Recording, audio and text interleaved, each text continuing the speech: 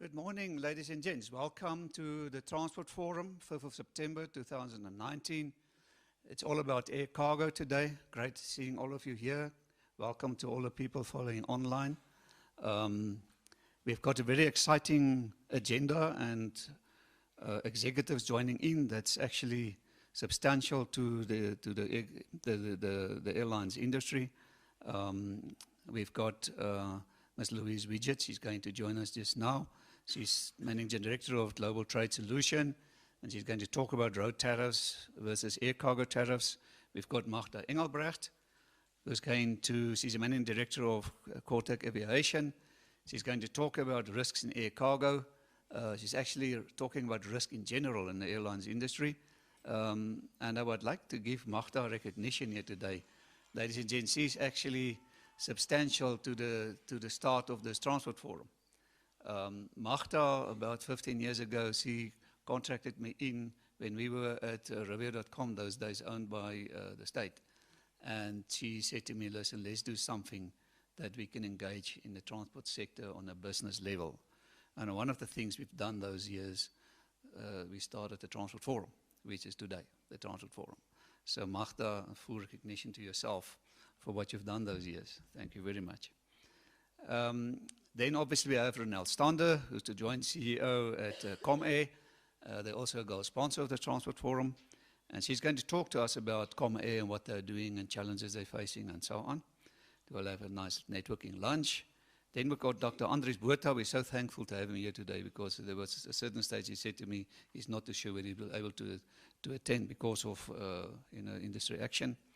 But Dr. Botha, thank you very much for being here. Senior Manager, Business Integration and Production Administration at Toyota South Africa. And he's going to talk about air cargo case study in perspective. We've got Theo Fourie, Head of Department DHL Express Sub-Sahara Africa. He's going to talk about the role of ground handling services in air cargo. Mr. David King from Westgrove, also old-timer at the Transport Forum. Project Manager, Cape Town Air Access Initiative. I must say, Andre Vermeulen from AXA yesterday apologized. They're under extreme pressure. They also would have liked to present here today, but they just couldn't make it.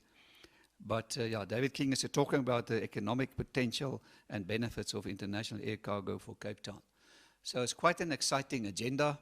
You'll see at the end of the day, there's also a closure and lucky draw. So there's a lucky draw. It's now spring, so it's a blender. And you might be the lucky winner of this nice prize, but the winner must be present, so that's a little carrot for you to stay till the end. So that's the agenda, but I would like to give recognition to our sponsors. We're obviously hosted by University of Johannesburg Institute for Transport and Logistics Studies, Prof. Jackie Walters and Dr. Nolene Pisa. They also unfortunately can't be here today themselves, so Elmarie just now will do the official welcome. Then Kulula.com, they are a gold sponsor of the Transport Forum. I would like to read you a little bit about Kulula. If I can just get this note out here. Kulula is now going into their second year of being a gold sponsor with us.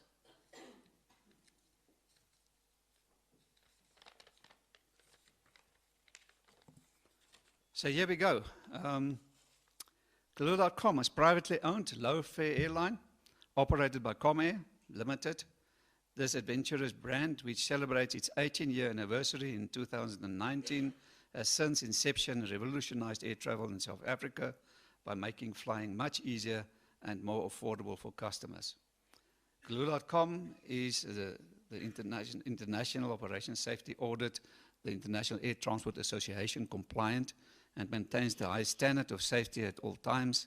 In January 2016, for the second year running, Kulula.com was rated as the top South African low-cost carrier in the South Africa Customer Satisfaction Index on the industry. And in 2015, 16, and 17, the airline was also internationally recognized by airlineratings.com as the best low-cost airline in Africa and in the Middle East. Kulula received the highly coveted title for the best African low-cost airline in 2015, 16, and 17, and 18 and Business Traveler Africa Awards, and was also voted as South Africa's top airline for domestic business travelers in the 2015 and 2018 Sunday Times Top Brands survey, achieving a second place for the best domestic consumer airline in 2017. The brand was also awarded the best low-cost airline in Africa in 2016 Skytrax World Airline Awards. Kulula.com has completed his Boeing 737-800 fleet upgrade plan and now operates more than 412 flights a week across 14 domestic routes. Kulula has entered into the code-share agreements with Kenya Airways, Air France, KLM, Royal Dutch Airlines, Etihad, and to provide more choice for customers. I hope I pronounced all of them correctly. In 2015, Kulula signed interline agreements with Virgin Atlantic and Han Air, making it easier for other markets to book flights in South Africa. Kulula.com offers more than just flights. They offer holidays, hotels, and car rentals too. It's the one-stop place for anyone looking for affordable travel options in and around South Africa, making it possible to go places wherever, whenever, however. For more information about Kulula and its various offerings, including how to become a fan, affordable holiday packages, Kulula Mobi's site is online, in-service, visit their website. And you will see also on our website, obviously, there's links to Kulula.com. So latest Kulula, second year gold sponsor, proud gold sponsor. We're proud in being associated with Kulula. We've got Global Trade Solutions, that is the first year gold sponsor. It is Louise Widget. She will obviously tell us more about them. We've got the Open Learning Group. You see they've got a little table outside as well. Accredited training in the transport sector, actually more than one sector. Don't know if there's somebody from the Open Learning Group who want to say a few words, perhaps.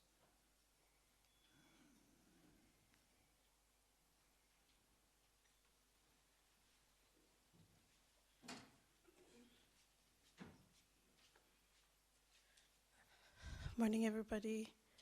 Yes, my name is Felicia. I'm from Open Learning Group. So what we do at Open Learning Group, we are a registered private higher education institution. We offer distance learning qualifications, learnerships, short learning programs, and then we have also partnered with ICB and the University of the Free State for our management programs, like your management development programs, your executive development programs. And then we do, we do in-house training for corporate clients. And then if you need more information, our stand is just there outside. I'll give you more information and take you through everything. Thank you.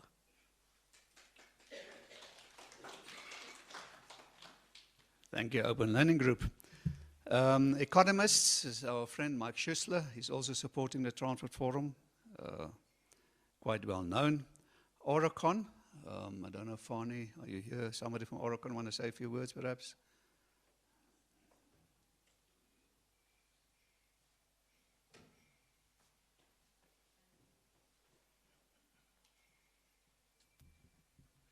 Morning, just a quick introduction. Oricon is a consulting engineering firm. One of the services we offer is also in the transport environment. So just looking at the topic of today, air cargo, we've got an airport section, and then also transport planning in general, which includes looking at cargo as well. So very relevant to today's discussion, and looking forward to today. Thanks. Thank you, Oricon. They're already now 3 years gold sponsor with us. We've got Freight and Trading Weekly, owned by the Now Media Group. Ladies and gents, should you not have been subscribed to this magazine, weekly hard copy and online magazine. Jody, I know she's on her way. She's not here yet. Jody, not here yet. No, she's on her way. But that's all about logistics news, freight and logistics news. So it's really worth your while to subscribe to Freight and Trading Weekly. They've actually been a gold sponsor of the Transport Forum since the start of the forum. Then we've got C-Track also since the start of the Transport Forum, being a gold sponsor with us. Somebody from C-Track want to say a few words? Right, it's all about making your assets visible, fleet management solutions. Railways Africa magazine, all about rail infrastructure. Philippa Fox and her team, Philippa Dean now, sorry. Also part of the Transport Forum now for a second year gold sponsor. VIX Technology, chart not here yet, want to say a few words. Okay, VIX is automatic fare collection, ladies and gents, and obviously also modeling, making sure your city works, you know, in terms of financial management and fare collection. They now, they're going into their second year being a gold sponsor. We've got the WITS Transit Center of Systems Engineering, contributing a lot in terms of content to this forum. They've been a gold sponsor now for 3 years. And then the Smarter Mobility Africa is Liana here, Liana. Okay, later on this day we will do it. We've got, they've got the event, ladies and gents, 1 and 2 of October, the Smarter Mobility Africa event. They're also going to do a ride with electric vehicles from Johannesburg all the way down to Cape Town, through the Eastern Cape as well, to prove that we can do electric vehicles with charging stations all over. And they've actually offered us 5 complimentary tickets for their conference being the 1st and the 2nd of October. So we will do the lucky draw later on this afternoon in terms of the 5 tickets. So that might also be part of our draw this afternoon. So let's give a hand to all these sponsors.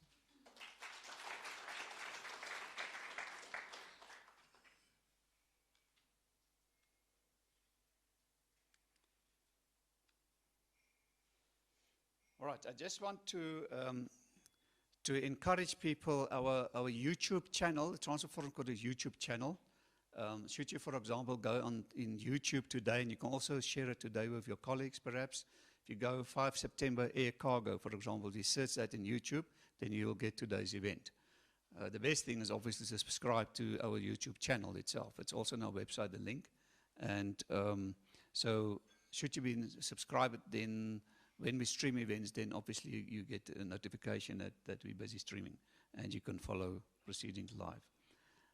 We also encourage people, the online people, to post questions, making use of the YouTube app, that we can then also take care of those questions. Ladies and gents, then this website, the presentations you see here today will be uploaded to the website, and it will be available for you to download for free. That should be available tomorrow at noon latest, most probably much earlier than that, and it's complimentary. But should you need to download them, then you need to log in. The deal is that I obtain your information, then I can spam you, and that is the deal. Then you can download information. So should you not have an account yet, then you actually click on sign up. Sign up under the user menu. You create your own little profile, your own username and password, and then you can log in. Should you log in, you go to downloads, and in downloads you get a simple little search engine. And in that search engine, find it by title description. You can, for example, type in a person's surname, and it will bring up all the presentations presented by that person over the past 12 and a half years been running this forum. Or you can type in obviously a topic, and it will bring up all presentations related to that topic over the past 12 and a half years. I think is one of the most powerful knowledge bases in transport what we have today. I'm getting compliments internationally for this knowledge base we're having here in South Africa. You can also go to category, and you click on category, you get a pull down list of all the dates of the events. And then you click on the date of the event, and it'll bring up, obviously, today's presentations, and you can download. All right, so that is now our housekeeping. I will now gladly hand you over to Elmarie, our host for the day. She's going to do the official welcome for us. Thank you, Elmarie. Let's give Elmarie a hand.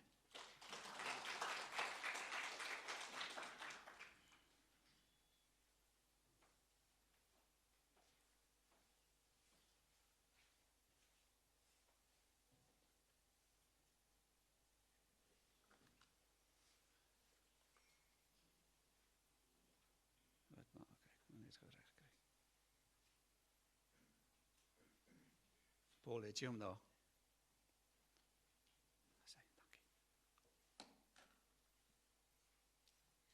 Thank you, Harry. Good morning, ladies and gentlemen. On behalf of the Department of Transport and Supply Chain Management at the University of Johannesburg, it's my privilege to welcome you to this Transport Forum Special Interest Group today, which will focus on air cargo. And it's good to see so many people attending, and I know that we're still waiting for a few, but you're obviously all as much interested in this topic as I am. And then just quickly on our department, as a department at the University of Johannesburg, we are proud to be associated with this Transport Forum for a number of years now. We host 4 events like this per year, and we value the interactions that we get from the captains of industry, professionals, and both in the private and public sector. As academics, it's important that we also remain relevant in the programs that we offer, and that we address what industry wants, and that makes our students more employable in the industry. And our success in this field actually stems from the fact that we rely on collaborations and associations with stakeholders such as yourselves that are here today. And then just before we continue, I would also like to thank Harry, for the custodian of the Transport Forum, for the amazing work that he does. And I think we can also just give him a hand to thank him. All right, and then just before we introduce the presenters for today, I thought I'll share some interesting facts or some thoughts on air cargo, just as an introduction for the day. So just quickly, air cargo is not for transporting passengers only, or air transport. Air cargo is transported on a daily basis. And if you look at the stats from IATA, they say that airlines globally in 2017 transported 53.9 million metric tons of goods. This represented about 35% of the global trade value in that year. And to put it more in perspective, this means that $15.3 billion worth of goods are transported by air on a daily basis. And air cargo also generate annual revenues for airlines in excess of $50 billion. In some cases, for airlines, the cargo carried on a route makes the difference whether they decide or whether a route is profitable or not, and if they should keep it or not. And then just quickly on the benefits of air cargo, it's well known that shippers prefer to ship their cargo by air for various reasons. First of all, speed and reliability. It's the biggest advantage for shippers because the air transport mode offers the fastest shipping time, together with reliable departures and arrival times because it's scheduled, and it's also better than other modes. Security. Strict regulations and screening processes are a great benefit for shippers of air cargo. Air cargo facilities are also extensively monitored, which will reduce the risk of theft. And also transporting cargo by air reduces your transit time. There's also less handling of your cargo, which reduces theft and increases security. The locations, air transport can actually virtually serve anywhere globally, so it has quite a big footprint. Tracking technology allows shippers to actually track their consignment in real time, so you know exactly where your consignment is, when it will arrive. And then also the cost of packaging. To ship products by air does not require heavy packaging. You usually make use of lightweight packaging and less containers, so this is also seen as an advantage. Then just on the other side, there are some challenges. So everything is not always positive, unfortunately. The biggest challenge and the number one challenge in air cargo is the ever-increasing price of fuel. Air cargo service providers do make provision for this when they institute surcharges, but it doesn't always cover the full increase in the fuel price.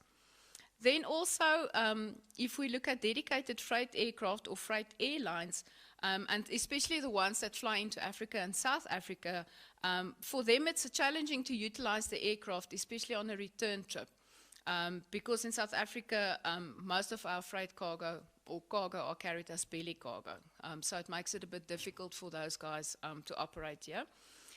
Security threats, also in recent events and the prospects of future terrorism, Many believe that air cargo security will actually increase and make it more difficult for people to shippers to ship cargo.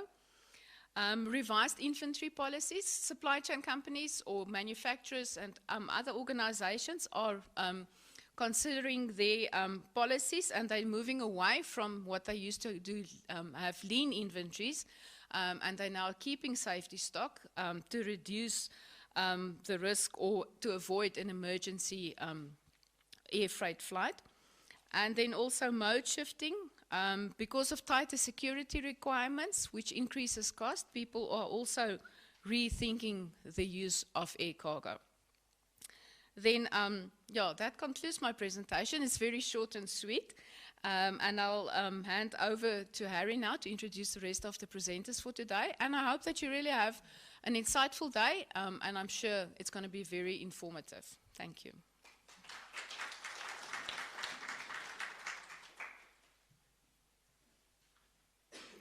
Thank you so much, Yamari.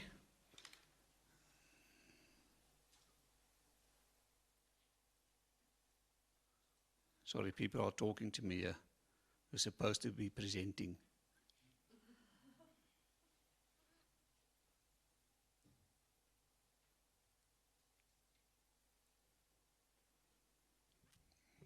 Great, so Louise not here yet. She's asking me when should I present. Let me just answer.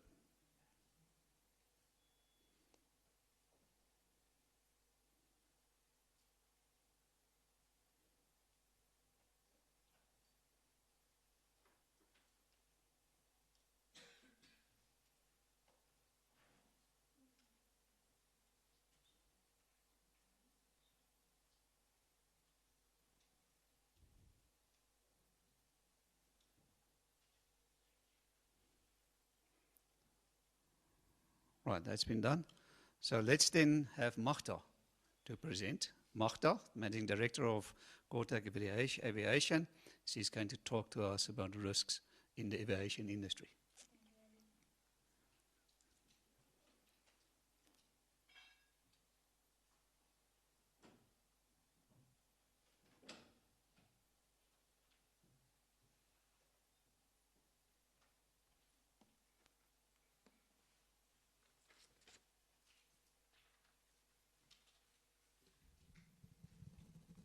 Good morning, ladies and gentlemen.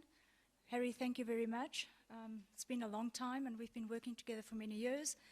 And although my slides have got quite a lot of information on, I'm just going to skip through it and highlight the levels, the high level of risk currently in the global industry.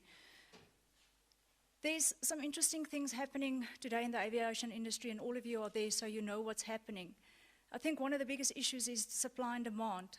Customer demand, getting our aircraft ready, having the programs in place, and making sure that people are safe. That's becoming a real big risk. So what are the risks currently, the top 10 risks that we are facing? Volatility in the geopolitical and economic environment. I mean, that basically speaks for itself. When we look at Africa in its totality at the moment, we're looking at the Middle East, we're looking at all the rest of the global countries, we're all facing the same thing. There's pressure, there's not enough money, there's not enough funding, there's not enough resources. Then taking that further into the supply chain, how do we actually mitigate and deal with processes that poses a great risk for on-time delivery? If one have a look at what is the main issue here, a lot of the airlines depend on small numbers of suppliers, and it leaves them with very few options in cases of failures and disruptions. So sometimes they start taking shortcuts, which is, at the end of the day, a massive risk in the aviation industry. However, risk can be mitigated if you work closely with your supplier to understand where they are and what they can deliver. Then one of the interesting ones, obviously, which is emerging more and more, is our risks associated with low-cost countries. The demand for air travel is rising. And as it's rising and moving into developing countries, the international OEMs have to sign up with the local suppliers. First of all, it's a benefit because it's job creation, and It reduces some costs, but then it also has some negatives or some challenges, let me rather put it that way. And some of those are, you own as an OEM your IP, you own your business processes. Now you're starting to share that, and there can be violations, and you can have delays and quality issues. Investment to fund new programs and technologies, and this goes across the board for all businesses globally at this stage in the current environment. It's very expensive to start new programs and implement new technologies. Aviation is it's a conservative industry. It's very rigid on process. You have to have everything in place before moving forward. However, that keeps you in a position where you can't supply what you're supposed to supply, which is what? On time, safe air travel. And it becomes very, very expensive. Technology in itself and new programs are unbelievably expensive. Then the competition in the domestic and international markets. We all know Airbus and Boeing dominates the market. They dominate the wide-body aircraft, they dominate the narrow-body aircraft, so there's no place for the new niche players to actually enter into this market to bring in some competition. Further to that, what then happens is, because they dominate the market, they're also seeking stronger stronger suppliers with access to capital. That's business at the end of the day. And then if you look at your maintenance and repairs and overall industry, your aftermarket then has many changes, because it actually takes away some of the revenue that used to go to those smaller suppliers. And once again, we come back to technology. The new sensor technology allows them to control and predict the timing of maintenance much more accurately than they have been able in the past. So the effect and the ripple effect further down the supply chain to your smaller suppliers is a problem, but they also have an oversupply of certain parts as the aircraft starts retiring. So if one looks at all of these things, the industry in itself faces a lot of challenges which they've got to address and take forward. For me, a very important one is managing and retaining talent. And I see that in everyday life. There's such a skill shortage. And the influx of new technologies and processes is relentless. If you look at Moore's law of Intel, at that stage he spoke about technology has dog years, so every 7 years of development in technology is actually a year. It just moves so quickly and so fast that it's very hard to keep up. So the main thing in the airline industry, and that's I speak about across the board in industries, is to identify the right skills in your organization or from outside, bring them in, train them. Very important is then to have a retention policy. How do you retain your skills? How do you keep them up there? Because today I'm here, tomorrow I'm not. What's going to happen? Even though I run a program for 10 years, who have I got behind me to take over? Succession planning is very important. And aviation is a niche industry, and there's not many people out there that you can just pull in to do what needs to be done. Technology, and I mean, if you look at the development at this stage on the software, for instance, just the sheer software component going into the development of your aircraft, you need data scientists, you need very specialized IT people to be part of those processes, not just in the development where the OEMs are, but as a business, you need that kind of skill retained in your organization. What is another threat in the aviation industry at this stage? The ability to perform in key contracts. If we're not able to deliver what we promised, there's no business at the end of the day. So it's delivering on time in a more than ever as before complex environment. Both Boeing and Airbus are planning to ramp up their production capacity to unprecedented levels in the years to come, because the demand is just simply so high for them. So if they fail to deliver on their major programs, it leads to significant negative implications, and it affects the performance financially, and their brand value takes a knock. Oh dear, compliance with wide range of regulations and restrictions. Do we not all know that in the aviation industry? But that's very, very necessary. Although it can hamper you and keep you back from time to time. At this stage, for me, the most important thing is that aviation companies own their own intellectual property. They've got their own business processes. And as they start going into alliances with their suppliers, more companies in different countries, they're starting to almost lose the control of their IP in a way, and there are violations that can take place, and those can, at the end of the day, become seriously risky in the aviation industry. Let's look at the kind of software that goes into our cockpits at this stage. It's very, very complex.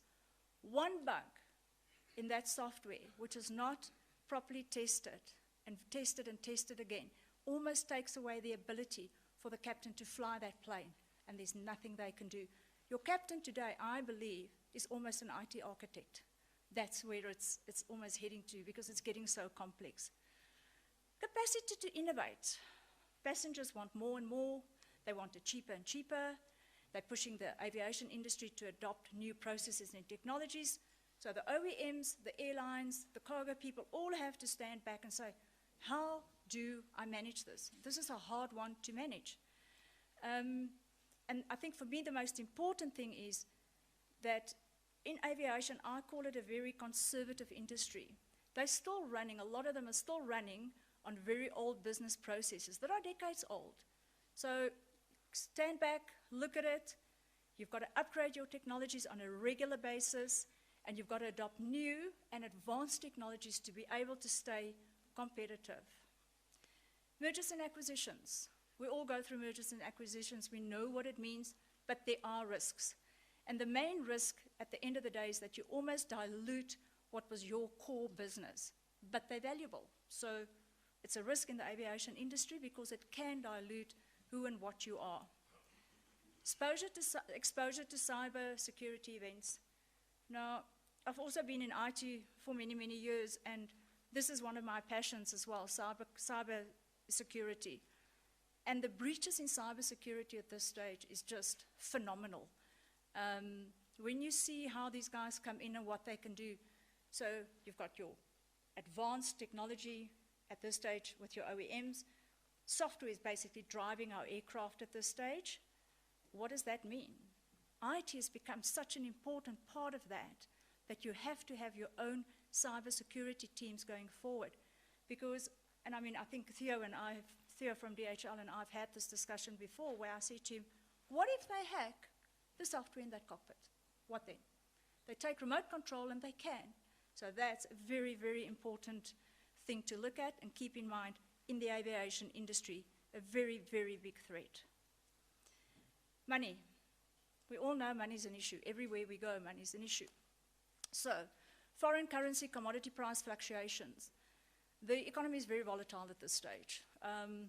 You can go from one day being pretty stable in a reasonably emerging economy to the next day where you're almost in a civil war. And that in itself has an impact on your OEMs, your airline, your cargo carriers in running the whole supply chain environment for themselves. The only way that you can basically get past that is to make sure that you structure your contracts well and you've got financial hedging. Financial hedging in an environment like this is pretty important because it keeps your supply chain neat and clean and you can take it forward. Now that was basically the high-level risks as we stand in today's fourth industrial revolution environment, because we're on the verge of a fourth industrial revolution and technology is taking over everywhere. So as the aviation industry, they've got to adapt into this huge technology down into the cockpit. Yes, they do. What is the challenge? Your people. You've got to have your people part and parcel of following that, making sure they've got their training, making sure they've got the right systems in place, making sure you've got the right skills, identify your skills, retain your skills, and train them.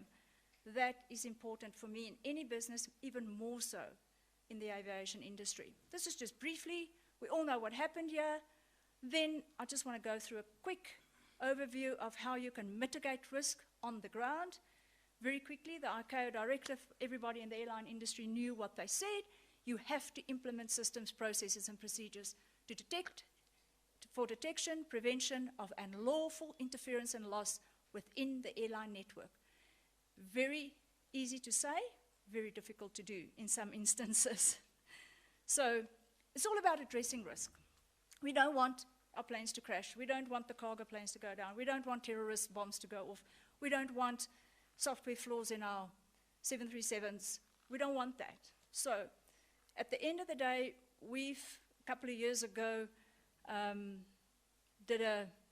together with Online Intelligence, we developed a system that can address all of these things. I'm not going to go through them, but what we do is we address aviation security, aviation safety, security, risk management of airports, airlines, and air operators in one common platform.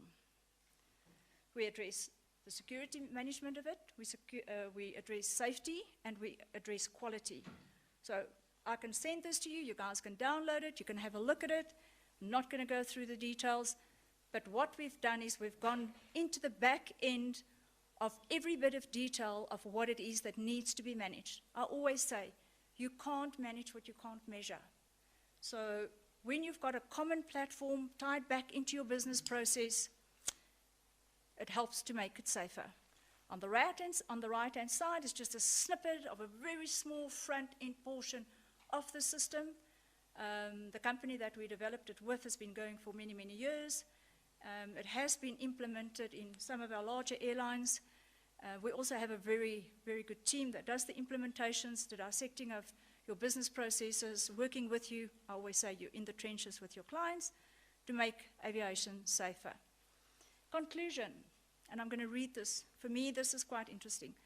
A strategy for success is a state in which the risk of harm to persons or property damages is reduced to and maintained at below an acceptable level through a continuous process of hazard identification and risk management. And that's me. Thank you very much.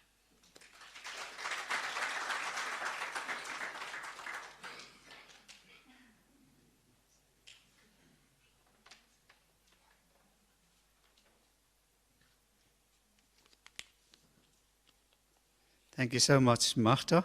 Very interesting presentation. And I'm quite sure they're looking forward to engage with you during the panel discussion. Louise, is she in the venue? I've received the message she is here. Just bear with me. I'm just going to see where Louise is.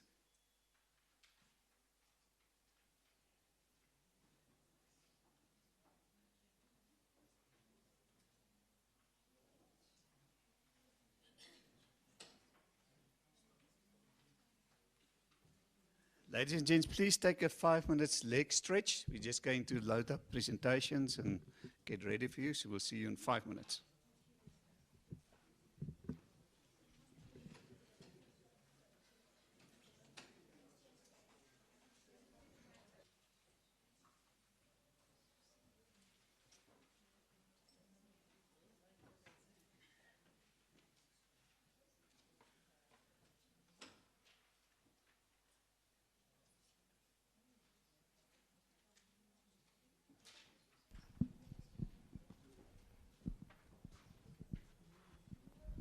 Great, thank you for being with us again. Ladies and gents, I'm proud to have Louise Widget here. She's the Managing Director for Global Trade Solution. They're also gold sponsor of the Transport Forum. And Louise, she had to rush here, so Louise, thank you. And she's going to talk to us about road tariffs versus air cargo. Thank you very much, Louise. Thank you, Harry, and good morning, everybody. I think for a moment we just need to have a moment of silence for all the people that are on the road at the moment, especially the truck drivers. I'm from Cape Town, and it was so funny.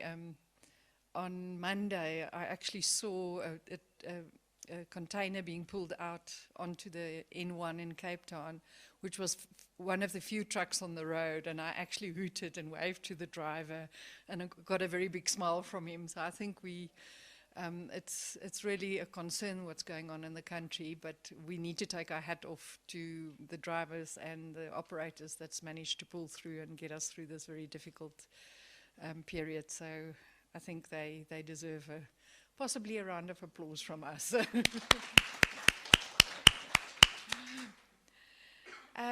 So what I'm going to talk about today is really around air and road freight trends, and also some indication around pricing and everything.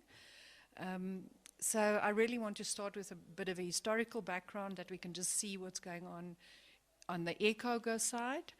The growth in the major markets in 2017 on the air cargo side has actually been quite phenomenal. The world growth has been 10%, and if you look at the big areas, it's really Europe, North America, intra-North America that's grown very big, and then East Asia to North America, which is the traditional lanes. But even Africa to Europe, South Asia to Europe, there's been very good trends, growth trends right throughout the world, which is really heartwarming and good to see. So if we look from 2017 to today, there's really been three key elements that supported the recent strong growth. It's the economic expansion, the increase in the industrial production, and also the world trade growth. And funny enough, which not being a complete expert in this area, air cargo traffic actually outpaced the capacity in the last 2 years, and all excess capacity in the market has actually been absorbed, which is quite, anybody that wants to invest in planes at the moment, I could recommend. I think it is a good investment. You'll also see in one of the further slides is actually how many new planes is required. So it definitely seems that on the air cargo side, there's some exciting things happening. The growth is good. The predictions also, if we go forward, is that everybody has benefited from the rising load factors, and this has also resulted not necessarily in prices going down, but also in improved profitability. So in 2008 it dipped slightly, but the predictions are that the growth momentum will be sustained in the long term. In addition, the macroeconomic trends, and especially e-commerce, will play an increasing role in air cargo markets. I don't know how many of you have been keeping your eye in this side, but Amazon has actually not only procured their own planes, but they also have bought into a number of air operators. They've bought substantial shareholding in these companies to be able to feed the frenzy in terms of e-commerce. And I think if you look at e-commerce growth and e-commerce prediction of growth, not necessarily worldwide, but even in Africa, it is in some cases triple-digit growth. So that bodes well, very well. And also what is that the goods that are normally transported by air is really the high value and the perishable commodities is actually the areas that are growing quite a lot. So things like computers, consumer electronics, and pharmaceuticals is high growth areas which naturally contributed. So this all has contributed to a very positive environment in terms of air traffic and also air profitability. I'm not so sure if it's good for us as the consumers, because it does create quite a competitive space, but it does mean that you can negotiate quite good rates and that you have got access. If we look at future growth over the next 20 years, they reckon that it's going to be 4.2%. And there's really two categories that they look at. So air freight, and including the express traffic, which is really where the e-commerce fits in. They reckon there's a 4.3% growth. And then air mail, which is quite amazing that we still get this, but that is considerably lower, and that's about 1.7% growth. So it's quite staggering, the growth from 2015 to 2037. You'll see that the growth estimates is literally that the industry will double. And particularly the Asian market, where we know e-commerce and their activities there is very big, so that market will still be the biggest growth market, really leading to very competitive rates in that market. And this is just some graphs to give you a little bit of idea. If we look at the one graph, it is in the high digit growth.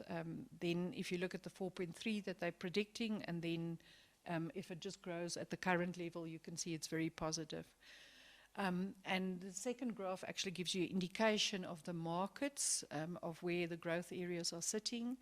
And you can see it's nicely distributed. Africa is featuring there. And it's quite interesting. I'm going to talk a little bit about Africa now to see what our challenges are in Africa. So there's really 5 African countries that lead the international airspace. And that is South Africa, Egypt, Nigeria, and Ethiopia has increased, and obviously then Kenya. But Kenya has slightly decreased, and I think Kenya has decreased primarily because of the Mombasa port optimization and things going a little bit better, and I see a few shakes of their heads, so it is definitely going better. So a lot of people that previously used to air freight stuff, specifically from South Africa, into Kenya has actually now been happy to go with the sea freight route. And our African air exports is definitely dominated by perishables, and then also industrial machinery and electrical equipment, again computers, telecom and manufacturing goods. So that's really, from an African perspective, the big hub there. And as I said, these countries dominate the space in Africa. And we definitely see the combination from sea to air, that is pushing the stuff into it. The Middle East market accounts for 5.5% of Africa air cargo, which is a relatively big portion. And the growth for the African airlines, the increase has been 7.8% year on year. And that is also bodes well for the trade into Africa. The big surprising thing is, with the growth and the expansion with e-commerce and everything, is that there is actually not enough planes. So hence why my comment around, if you want to invest in planes, it is a good time to invest in those. So they indicated, the research indicated is that there's over 3,000 new planes that will be required to service the need. And that is an increase of 70% over the in-flight fleet availability, based on, if you baseline on 2015.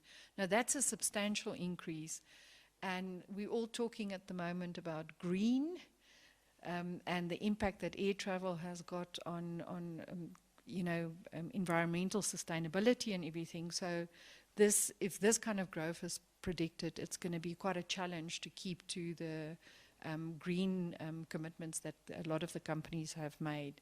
I must say, I do respect the lady that actually traveled with the boat to America. I don't think I would be that brave for her Greta, that actually she needed to go and speak at the UN, and instead of flying, she actually took across the ocean by boat, and not luxury boat. It was a very simplified boat, and I think it was much rougher than what they predicted. So really, air cargo volume is being driven by e-commerce. It has and will continue to bolster the growth. The recommendations is that it will double over the next 5 years, and as I mentioned, Amazon is buying not only stakes in companies, but have also started with their own, funny enough, both aeroplanes and then also some of their own delivery services and that. Amazon has now got a presence in Africa, a direct presence in Africa, so we do believe that growth and that experience will also start having an impact here. Big corporates like Zara continue to use exclusively air. It is actually quite frightening that you can imagine that they can design and manufacture goods for Zara and fly it everywhere in the world, and it lands cheaper than what we can have locally manufactured stuff, or on par. So I don't know what Zara is doing, but they're actually really doing it right. Apple has also transitioned over, so they now currently air freighting all their products from China, which obviously accounts for a lot of the volume that is going from China to America. The trend definitely is that it will still be a combination of sea, air, and road transport and rail as well. But with the competitive environment currently within the airspace and the lack of capacity, the forecast is that the prices will continue to rise and that the profitability will increase in that space and that it won't decrease. It's a very positive trend specifically for the airlines and the air industries. I don't know who of you have recently flown into Turkey, into Istanbul, the new airport there. It is actually incredible, and they've also got the air cargo section right on the one side. They rival, in my opinion, Dubai now as a hub. The airport is incredible, and the cargo planes are taking off as much as what the normal passenger planes are taking off, and that is dedicated cargo planes. So it's quite heartwarming to see that they've managed to rival Emirates now with that kind of volume and that kind of commitment. So, and then a very interesting development, as part of the Africa Free Trade Agreement, they have also devised and got together the single air traffic market, as they call it, initiative, and 28 of the countries in Africa has already signed it. The expectations around this is quite big, because the idea is that with this agreement, they will be able to, what they call, break down the wall in the sky. And that's a concept that exists around Africa. And it is really to drive the cost aspects. Our flight and navigation cost in Africa is between 6 to 9% higher than what it is in Europe. And with this agreement and initiative, they are hoping to drive that down. Something that I didn't even think of is that we use in Africa 50% more tires than airways in Europe because of the state of the runways. Now, I don't even want to start thinking what aeroplane tires cost, but you can imagine with that kind of utilization, it is going to be quite a drive to get the cost down, because the maintenance costs of the planes just operating in Africa is so much higher. It seems to be like with anything, the biggest problem to get this wall in the sky broken down is going to be political will. And that's why it's very good to see the development of Rwanda Air, for example. They've also now started to do direct flights and trying to create Rwanda as a hub. And having flown on them, it's quite a pleasant experience. It's fantastic. Us Cape Town people don't like to fly to Joburg to catch an international flight. So Rwanda Air started a flight directly from Cape Town. You can do Cape Town, Harare, Kigali, and they actually go right round to get you back to Kenya if you want to go that way. Interesting also, Kenya Air has put on 4 extra flights to Cape Town. So it definitely seems that the airlines within the African continent is beginning to realize not only passenger travel, but also cargo is very profitable, and they are making more utilization of more routes and more options. And that is part of this initiative, is to break down the barriers, that you have more options and you can follow more routes. So really the aim of this agreement is to reduce cost, the ease of doing business, and then obviously to support the Africa Free Trade Agreement and improve inter-Africa trade. So these new airlines that are flying different routes, for the perishable industry, for instance, it's nice that they can now fly directly out of Cape Town to places in Africa and to Europe. And the dream of people like Rwanda Airways is really that they want to now become another hub and fly. You'll be able to have more options from there. So that is really on the air side. I don't know if we're taking comments or questions now. Okay. Then really, if we look at the road freight situation, as we know, road is still the primary source of transport in South Africa. And that's why it's so frightening what is happening now. You guys must make sure that you go and do a big shop for your goods, because there is a very good chance, if the trucks are not running, that some of the shops might start getting depleted. And the frightening thing is, for us that are in the retail industry, we already in Christmas mode. You can't believe it, but if you go into the warehouses, the boxes of Christmas stuff is already there. And, you know, if this carries on much longer, it could even have an impact for the export capacity into the regional countries, because that peak is really in September and October to get the stuff into Africa on time.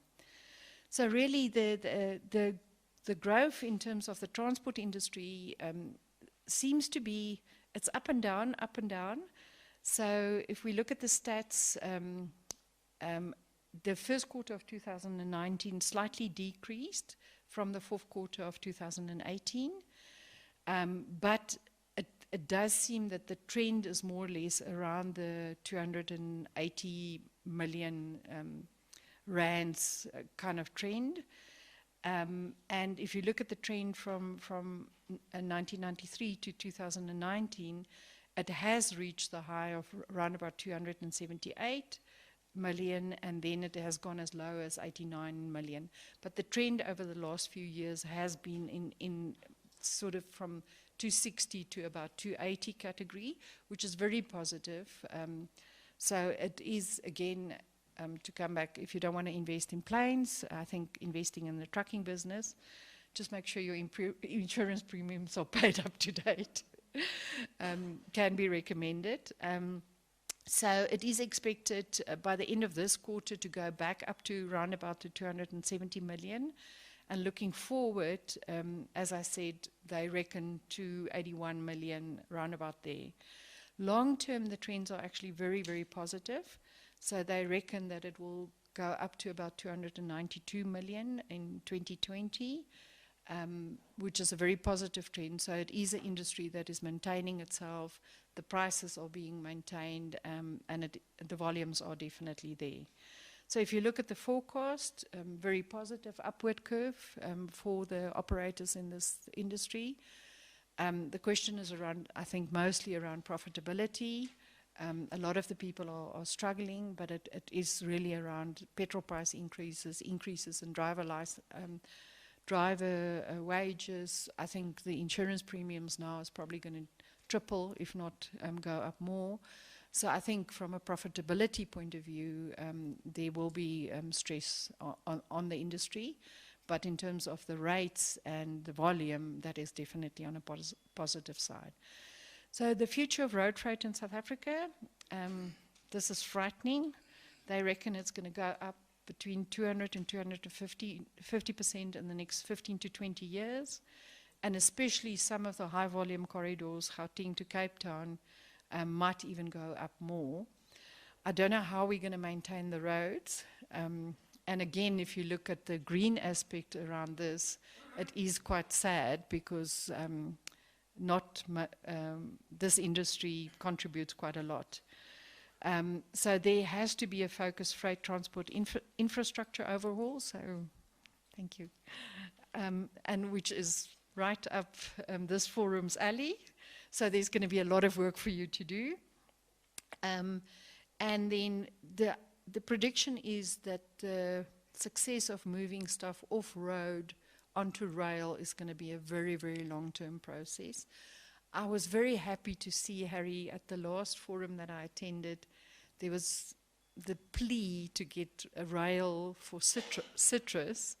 And I saw in the FTW that they actually managed to get the first container moving, which is a very, very positive aspect. And that is hard work between the service providers in that industry and then the citrus industry that stepped up and took a chance. So I think that is a very good trend.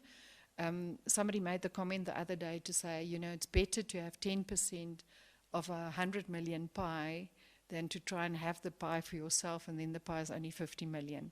And I think that's really what is coming out of the research and the trend analysis. We'll always have a mix of transport modes.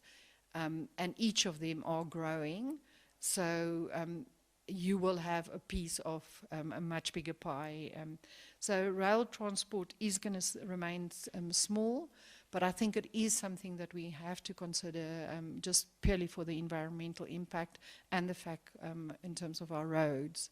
I think it is a positive trend and it's not something that we must look at negatively. And how am I doing on time?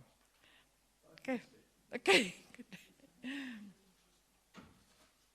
Thank you.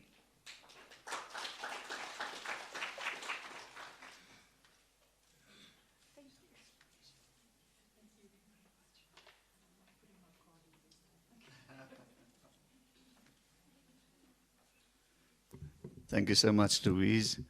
Talking about the pie, I know Nadia has just walked in, and she was the one talking about the pie the other day. It was about 2-3 years ago already. So, great presentation. Thank you very much, and we're looking forward to the panel discussion with Louise. Ladies and gents, we have Renelle here. Privilege in having Renelle. Thank you for your kind support. She's definitely not a new face in the airlines industry, but a new face at ComAir, and she's going to talk to us about ComAir, being the joint CEO at ComAir. Thank you very much, Renelle.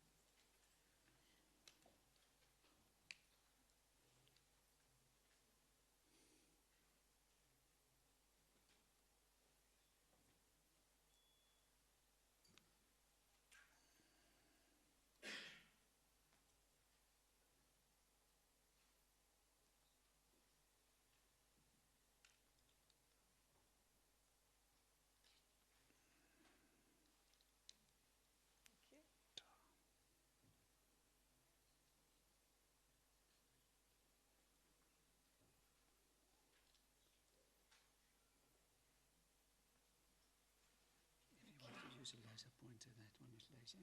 Yeah. Next slide, previous slide. Okay. Or press down, page up. Okay, thank you. Okay, good morning, everyone. I was going to start my presentation with so many disclaimers, one being that please don't ask me any questions on cargo. I know nothing about cargo. But having said that, Harry he convinced me to be here and talk about ComAir.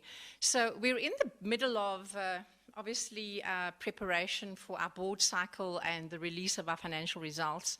So I also can't answer any questions on our financial performance just yet because we're in a closed period. But I will give some indication of a whole range of other issues. So what I want to talk about a little bit today is, of course, the aviation industry structure, and there I'll just have a quick look at the regulatory structure. I want to talk a bit about the airline industry in South Africa and how that's doing, and then I'll spend the rest of my presentation talking about ComAir at a very high level, and then focus in on the airline a bit more. So I hope that will be of interest to you. It's not an academic presentation in any way, it's a business presentation. So I thank you for your indulgence ahead of time. So the South African, and I remember doing this presentation, not this, preparing this slide quite a long time ago, and not a lot has changed. But for those of you that are in the aviation industry, you will know that it comprises of a whole lot of role players, all of which has an impact on the business. So for an organization like ComAir, for example, we interface with all of these regulatory bodies on a daily basis. The first big structure would be the Department of Transport and, of course, the Minister of Transport. And a lot of the economic regulatory activity takes place in that space. So before we can fly, of course, we need air service licenses, we need a whole range of things. All of that happens within the context of the Department of Transport. In addition, there's a lot of safety oversight of the airline. and we have lots of interfaces with the Civil Aviation Authority. February next year, we have our next Air Operators Certificate oversight visit. These are tough, they're difficult. You know, the CAA inspects every single part of the airline operation. In addition to the South African authorities, we also have subjected ourselves as an airline, and most airlines in Africa have, to the IOSA audit, which is the audit which IATA does. So that is your third-party assurance. And in addition to that, because we operate the British Airways franchise, we also are subjected to British Airways safety and service quality assurance visits. Then you will see that, so apart from economic regulation and safety regulation, you also have those bodies in the industry that provide services. So you've got Air Traffic and Navigation Services Company and, of course, the Airports Company, both of which are based on, they get their revenue from user pays principle. So we, of course, monitor what we pay every year to these service providers. There's a very interesting trend developing now. So I think you're probably aware that SAA has reduced their capacity by about 20% in the market, some of which Com has taken up, some of which Mango's taken up. But that has impacted organizations like Airports Company South Africa. So their revenue and their profit levels are a lot lower than before. So what that means now is that we are experiencing, so previously Comair would have diversified its business with the lounges, so slow lounges or our lounges. Now the airport is wanting to compete directly with us by also providing lounges. So you know, so it becomes quite interesting. The Competition Commission, of course, is also very active in the airline industry. You will know that more recently, and our results should show this on the 16th or 17th of September. But as a result of a competition matter, South African Airways has just paid out Comair Limited 1.1 billion rand because of competition issues that happened over an extended period. Similarly, Comair's bought a leasing company, leasing and MRO, a maintenance organization, and that now is with the Competition Commission. So I just wanted to show you that in order for us to do just ordinary business on a day-to-day basis, we have a whole range of organizations that we have to interface with. This just talks a little bit to the South African aviation industry.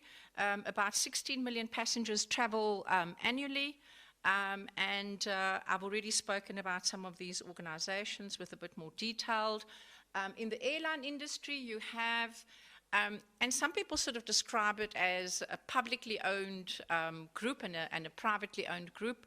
Publicly owned group would be South African Airways, SA Express and Mango, so they form part of the South African Airways suite. Airlink is a little bit of an anomaly because even though it's privately owned, Airlink uses the British Airways, the South African Airways franchise.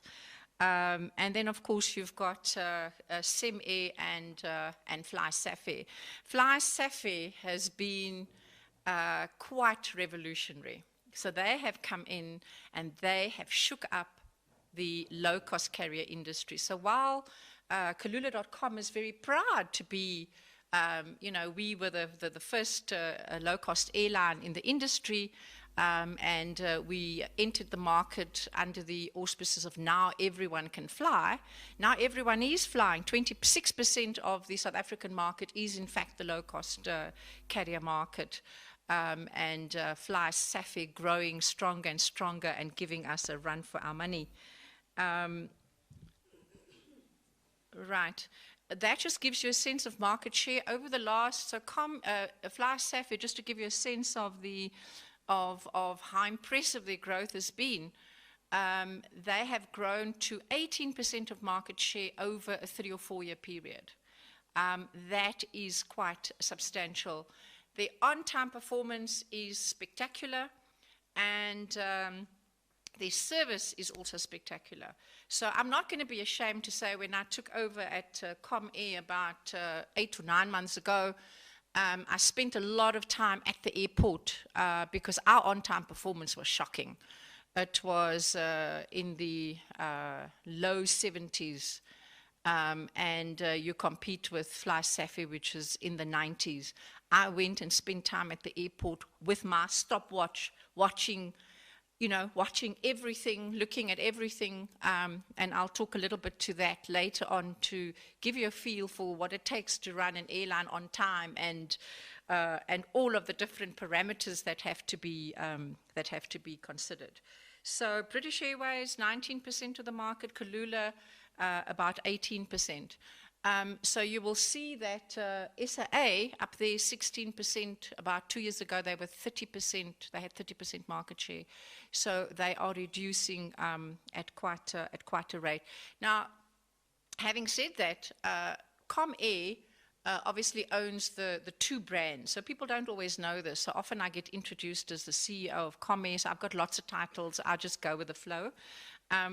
But not ComAir, of Kulula. So Kulula is our low-cost carrier, and of course British Airways is the full-cost carrier. So we compete across the different market segments, which has been really quite good for us. But we are taking a lot of strain in the low-cost market at the moment. That just gives a sense of all the different competitors, and I've already spoken about Fly, Safi, and of course also South African Airways. Mango right now is taking a lot of strain. I always say that an airline's on-time performance is an indicator of what is happening in the airline. So it's very important. I often I travel around the country quite a lot to see the teams and so on, and I often take a picture of that departure board. I hate seeing red. I hate seeing delayed, and especially if it's our flights, the guys do get to hear about it. We fly, so of course, Mango, Safi and Kulula, British Airways, we all fly mainly Boeing aircraft, so your 737 suite of aircraft, 400s, 800s, and then I think that we bought the MAX and we had to ground it about 3 weeks later. I'm happy to take questions on that as well. And of course, South African Airways, they operate Airbus aircraft, so that's also quite interesting. Now, I wanted to talk, this is the picture that I was talking about a little bit earlier on. Now, I'm way too vain to wear my spectacles, but I'm going to have to wear them now because I can't see without them. But if you take a look at that picture, now we've got a lot more detailed information, but because of the results announcement, I wasn't able to share a lot of it today, but at another time I'm quite happy to come across and share it if there's any interest. But this just talks to you about this is just the South African airline market, okay? And you'll see that this is South African Airways, 28% in 17 to 15, while we're projecting that they'll end up at about 15% of the market share. So we are not, as airlines, allowed to share information and trade information. So this is from Sabre Market Intelligence, okay? Before you think that I've been breaking into companies to spy on them or anything like that, no. Sabre Market Intelligence. So it is, I mean, it could be inaccurate to a couple of percentage points or more. In the middle here, you'll see British Airways. And what you will notice is that even though we're going to be adding a lot of additional flights, at least 45 additional flights a week over the next, starting on in middle of September, what you will see is that by doing that, we just maintain market share in FY20. Okay, so we're in quarter one of FY20 now, and you will see that Fly Safi continues to grow. And oh, sorry. Okay, and you will see that that of course Mango and Fly Safi continues to grow. What you will also see is that if you look at the top line, the red line, you'll see that the FY19 to FY20, the seats in the market is going to grow by 5%, and the the customer, the passengers, the growth is flat. So those of you that know the airline business will know that what that spells is quite an intense price war. Hey? There's going to be lots of competition for customers, and quite frankly, what happens is everybody puts really, my colleagues say to me, we're going to put sharp prices into the market. So there should be lots of sharp prices in the market during FY20 unless airlines take different decisions going forward. But I think that just gives you an indication of what's happening in the market at the moment. And it also gives you an indication of what is happening to our yields. So of course, we're very sensitive to our yields in the market. So I had a discussion with, and sometimes airports don't always understand some of the dilemmas that we face. So I had a discussion with Lanseria Airport, and they said, goodness me, the market is growing. There's so much more flights out of Lanseria. The challenge, though, is that a load factor is not an indication of how well the airline is doing. So load factor is just it's really about the yield. It's about the prices that you're able to sell the tickets for. And certainly, we've got very heavy competition out of Lanseria. So you've got Fly Safair, you've got Kalula, you've got Mango, all flying out of Lanseria. I can assure you that the yields there are quite low. And so it means that we're all competing for the same group of people. And I expect that that'll probably continue, even though our seat capacity, we've added seats on the British Airways routes. I need some water. So...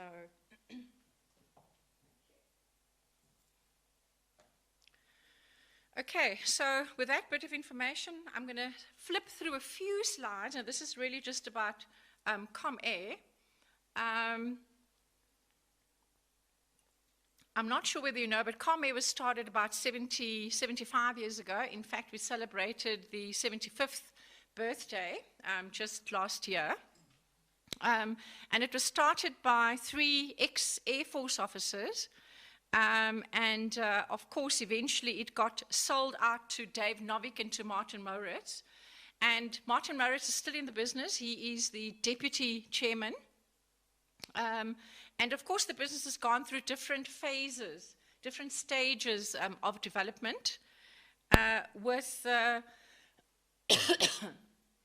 think, a very important stage was when ComAir was listed on the Johannesburg Stock Exchange in '97. Then in '96, a year before that, we had the British Airways franchise. I'm going to talk a bit to that. So at that time, I was in the Department of Transport, and the Zimbabwean government was really unhappy because, they said, take this British Airways fin out of our airspace. So at that time, franchising was a completely different and a new phenomena. So it was not something that was understood at the time, and we had to go and do quite a lot of work trying to sell that. In 2001, I was also still in the department, and Kalula.com was launched. And as I said, Kalula.com was the first low-cost carrier in South Africa, and it started out being quite a fun, funky brand.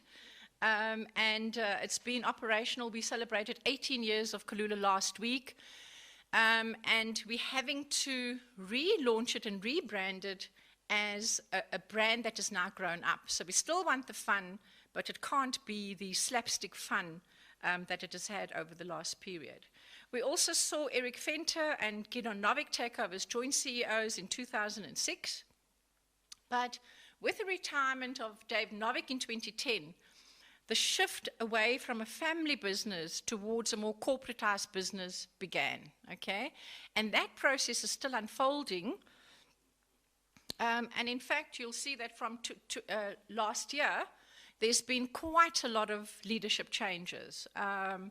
You would have seen that I joined as executive for the airline, Eric Venter resigned, myself and Glenn were appointed as joint CEOs. We had 2 non-executive directors step down. We've had Piet van Werven resign as chairman.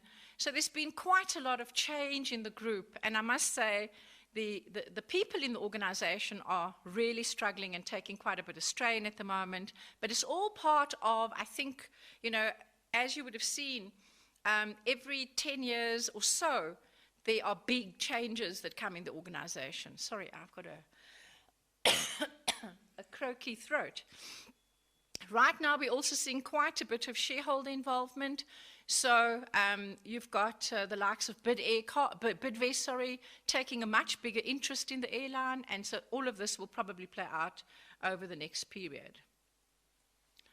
What are we trying to do? So we are on a journey to become a diversified aviation and allied services group.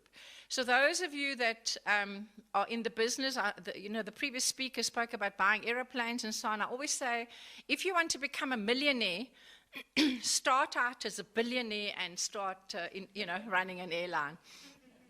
So they are very, very slim. The margins are very thin. And so it becomes quite important to diversify. And that is something that has been started over the last period. I'm not going to talk through what we're trying to achieve there, but you will see that the diversification process is quite advanced. So apart from the airlines, British Airways and Kulula, we also have quite a big hospitality, food and hospitality portfolio. For the first time in this set of financial results, that particular division is big enough, and we have to report on it. We have to report on it independently of the airline. So I don't know if you've seen food directions in the market, slow, and then of course the course which we're running as part of Slow in the City. In addition to that, we have a tourism business, lots of tourism brands, including Kulula Holidays, WildX, which will be a new product that we're launching soon. We've got our own training academy and, of course, technology company. What is not represented on there is a Star Cargo, which is a leasing company, and they also run an MRO.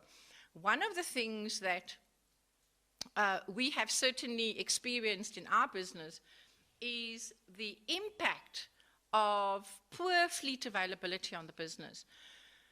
So, obviously the on-time performance that we experienced was related to our working relationship. Comair chose to outsource all of its maintenance, and in fact our maintenance has been outsourced for a number of years. But more recently, with the difficulties with the capitalization and the leadership at South African Airways Technical, we have found really, really poor fleet availability, which has directly impacted our on-time performance. Now, FlySafi, the competitive edge that they have is that they've got their own MRO. Aeroplane has a problem, it's brought down, gets fixed, it flies. We have a problem, you have to queue behind everybody else in the industry to get your aircraft fixed. So rather than being out for an hour or two, it's out for much longer. So we took a decision that we would build our own maintenance capability initially, and we've got two strategies, and I'll talk a little bit to that as well. I'm not sure whether you're aware, but Comair is listed on the Johannesburg Stock Exchange, with Alan Gray owning 15% of our shares, Bidvest owning 26.9% of our shares. And then, of course, management have a very, very short portion. Our non-executive directors, we have Piet van Werven, who is also the chairman. He has subsequently stepped down. At our board meeting on the 16th, we will probably be electing a new chairman. We also have Lindsay Rouse that has recently joined. On the right, Lindsay Rouse is the CEO of the Bidvest Group. On the right-hand side, you'll see some of the board subcommittees, and we should be seeing the development of an investment committee going forward to support the strategy. I want to turn a little bit to the airline, which is what obviously I spend a lot of time on. But if you look at FY19, a big part of our strategy was just to stabilize the operation. And you will see that we set a very mediocre target of on-time performance at 80%. We achieved way in excess of that. And I want to talk a little bit to that. Obviously, we had to initiate and take back control of the fleet. When I first joined, we had 17 aircraft available on a day, when in fact our schedule is 21, and we need 2 spare. And I also want to talk a little bit about that. In fact, I'm going to probably talk about the on-time performance. I'm going to talk about taking control of the fleet, and then also about improving the customer experience. Our customers obviously complained bitterly about our poor on-time performance. In the middle column, so this financial year, we are in FY20. So FY19 is done, we're in FY20. There's obviously a lot of work going on to reset the cost structure. So you know, when organizations become bigger, they become a little bit bloated. So there's a huge focus, of course, in this financial year to reset the costs. We also have significantly increased our revenue target, so there's quite a lot of work going there. On-time performance as usual. And then in order to take back control of the fleet, we had to do a number of things. The first big thing that we had to do was to establish, we have now done that, we did that in FY19, we had to establish our own line maintenance facility. Now, line maintenance, and you spoke about some of the horrible numbers, line maintenance for an airline of our size, and that is just what you pay the vendors, about 300 million, okay? So we've established Lufthansa Technical. The arrangements with Lufthansa Technical was a lot different to what we had with SAA Technical. So we also had to establish all of the adjacent services. So we now have to provide the component parts like wheels, brakes, and tires. And so yes, they do cost a fortune. We've also had to do the turnarounds on our aircraft. So you know, aircraft have to be pushed back, refueled, etc. All of that, we had to put all of those facilities in place.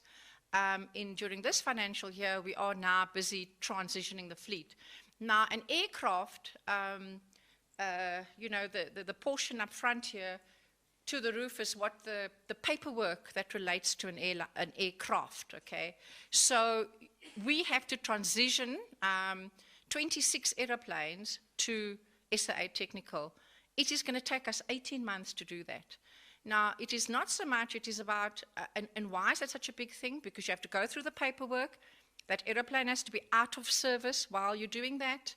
And only then, once the new MRO accepts the aircraft, can you start operating it again. So for every transition, so it has to happen over time so that we can take one aircraft out of the fleet at a time. Which means that for this transition period, which is 18 to 24 months, we probably need to have at all times about 27 aircraft in our fleet. So, as I said, we went from, so a lot of what we had to do, and you'll see that there's something that says active vendor management. We had to sit, and in fact, I've got another session with SAA Technical next week because we're seeing some of the old patterns re-emerge. But it's about sitting with your vendor. It's about making sure that you know, aircraft are turned around on time, and especially that first morning flight. So an aircraft goes in for your weekly check, or there's a problem with the aircraft. Getting it out the next morning on time is a big challenge. So over the last financial year, we've got our own engineers in there at 4 in the morning to anticipate any possible problems that we might have with those aircraft, so that we can start our service at 6 in the morning. So a lot of steps had to be put in place just with our vendor. So running an airline requires active vendor management, like daily. So apart from getting Lufthansa Technical set up and getting all of the supporting services in place, we also had to make arrangements for our heavy maintenance, or the C checks. And with that, SAA also used to do that. They've been struggling to do that. We have had to take, this year alone, we need about 10 C checks. 6 of those will be done in Europe and 4 will be done in South Africa. It is a pity. Because to be perfectly honest, I would rather do it in South Africa. You know, it's cheaper and you're supporting SAPTY Limited. But it's such a shame, and a part of what we're trying to work with is to look at how we can support to make sure that we can continue doing business in South Africa. So the C checks, and then obviously Star Air Cargo, which is the organization that we've just purchased. We're hoping that we'll be able to convert. They have the capability to do C checks on 400s, and we'll try and get them to convert that to also do it on 800, so that we are able to do some work. The airline, of course, sorry, it just seems like it's a bit disjointed. But basically, you know, obviously the key pillars is sustainable profits. We have to make a profit in our business. We have shareholders. We have to make a profit. We have to deliver success through on-time performance, and then, of course, being in control of our fleet. We have had to shift towards being more customer-centric. Our CSAT and NPS scores were not where it needed to be, so there was a lot of work that we had to do with our customers, talking to our customers, just making sure that if a service is going to be late, our customers don't always mind that we're going to be late. They want to know that we're going to be late. So we had to get into the mindset that if there's bad weather, it will affect our on-time performance. We have to communicate. So there's been we took 4 cabin crew and trained them, and they now do they're on shift doing social media. The future of an airline business is digital, and we struggle with this aspect of the business. A lot of money, a lot of time goes into it. Obviously, we've got lots of older systems, but there's a huge investment that goes into this. And then we're a people business. If our staff are not happy, then our customers won't be happy. So it really, really is important to ensure that we have engaged staff. Just looking at on-time performance, going back to this, you will see that the pink is, of course, Fly Safair up there, and you will see where we came from. We're also doing a whole lot better now. These are airports company data. And if you put SA Express in here, then it goes all the way down here. So we decided that it distorted the graph a bit. We would take it out for this particular presentation. To get the airline, to get the on-time performance right, we also had a visit with Alaska Airlines and spent a lot of time with them. But they basically gave us we took 4 lessons from them. The first was start the airline right. The first flight of the day must be on time. And, of course, that meant that we used to park all the aircraft in the hangars. We decided we'd park them on the bays. Now, when I first got to the organization, it was very convenient to say, it's them, yeah, it's SAA Technical. We've been on a journey for the last 9 months where we've realized that we have a role to play as well. And part of what we've changed is what we've been doing. So you could not get, if a flight, and I went to, I just want to give you a little fun story. So it was one of those nights, a Friday night. I got to the airport at about 2 in the afternoon. All hell broke loose. We were running late. It was a bad day. Then we had a thunderstorm around Johannesburg, so no flights could take off. Then from that thunderstorm, we had a lightning strike, so the aeroplane that would have taken off couldn't take off. We had no spare aircraft. So we had customers shouting, screaming, performing, and which I completely accept as perfectly legitimate. And, of course, the customers come up to the lady that's doing our check-in, not check-in, our boarding gate, and she says, I want to speak to a manager. I want to speak to the most senior manager. And the lady turns around and she said, she's the CEO. And anyway, so then now everyone's looking at me. I'm thinking, what the heck am I supposed to do? Anyway, I got this flash, and the flash was, take everyone standing around here, let's take them to the slow lounge. Anyway, that did happen to save the day. Everybody was quite happy having all the alcohol in the slow lounge and the food. But, of course, during my customer service thing, I went to every single customer to chat with them, and they were quite happy. So that was a bit of service recovery. A second big thing, obviously, was to improve coordination across the organization. If I said to you that as a big organization we didn't manage to communicate with each other, then I'm not exaggerating.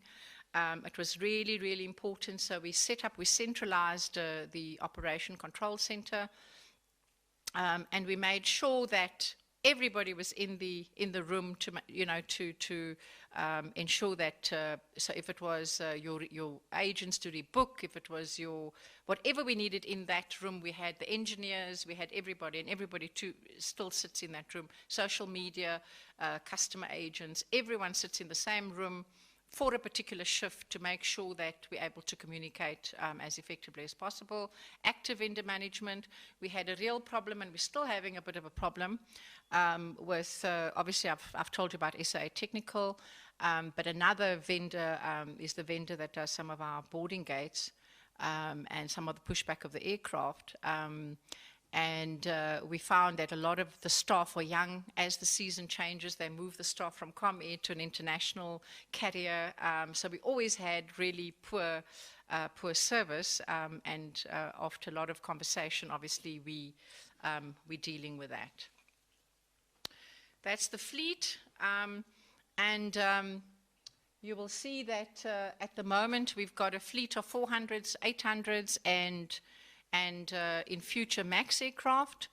The strategy that we're pursuing is that we have to always achieve the lowest cost of operation, and certainly fuel is a very big part of our cost base. So the plan was to retire all the 400s by the end of December, and to bring in newer 800s and, of course, the MAX aircraft. The MAX aircraft has got a 30% better fuel performance than the 800s, and we actually saw that in the 3 weeks that we operated the fleet. We have now changed our strategy slightly because we're not quite sure when the MAXs are going to be coming into operation, so we'll probably keep some of the 400s in the fleet. This just talks a little bit to all of the activities that goes into managing the fleet. And I'm not going to talk about that, but of course we've got a lot of complexity this year as we transition the fleet from SAA to Lufthansa. And we have quite a serious cost of because we're duplicating the two MROs, so that's quite an expensive operation. Fleet reliability has improved over the last 6 months.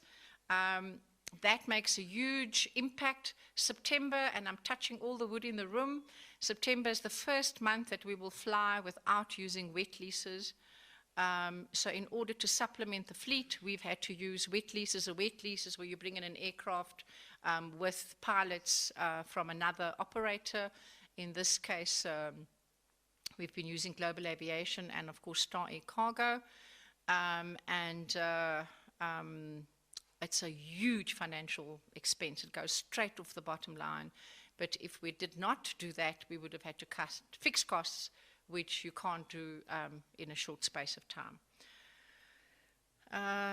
We've also seen fleet availability improve, and you will see that for August we had an average of about 21, and of course, which means some days more, some days less. But a huge effort goes into making sure that the aircraft are on time.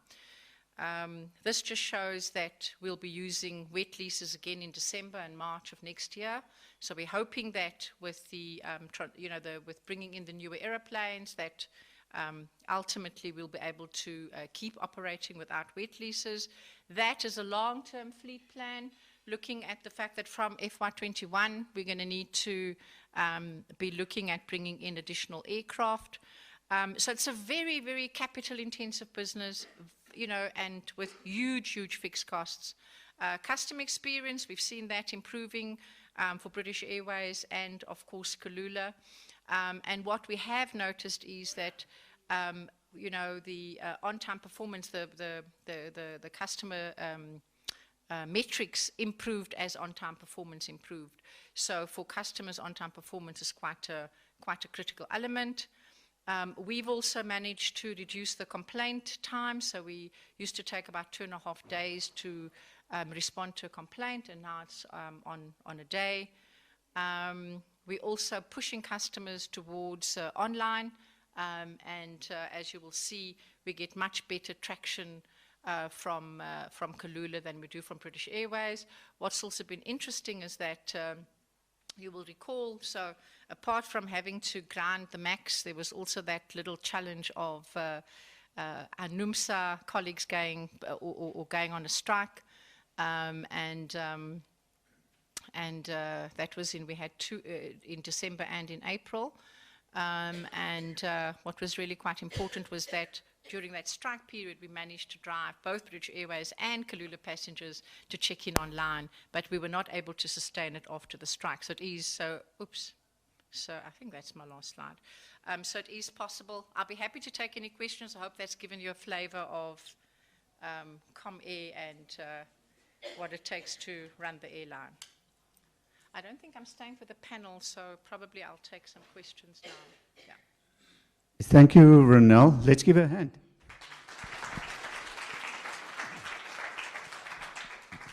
Ladies and gents, bear in mind the recording. So what we're going to do, we're going to take 2 questions for Ronelle.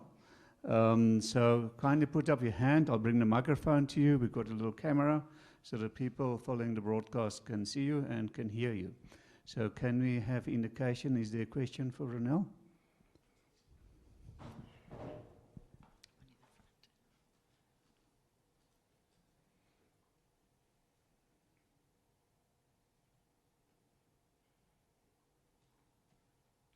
Just getting the camera working here.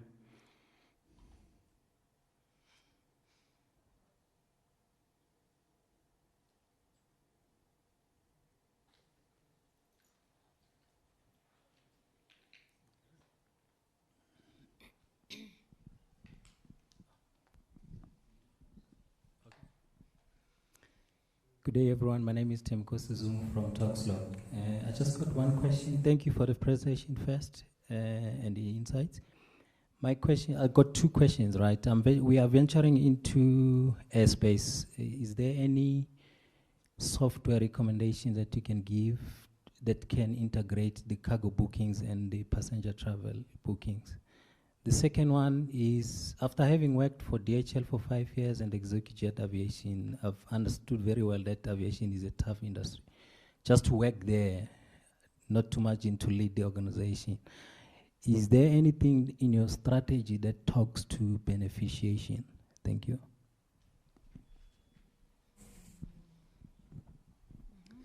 Ronelle, shall I take another question? I'll take a few, yeah. Okay. Another question? Hi, Ronelle. Thank you. No, I think it's heartwarming to see that the fact that the on-time performance was so poor has gotten attention.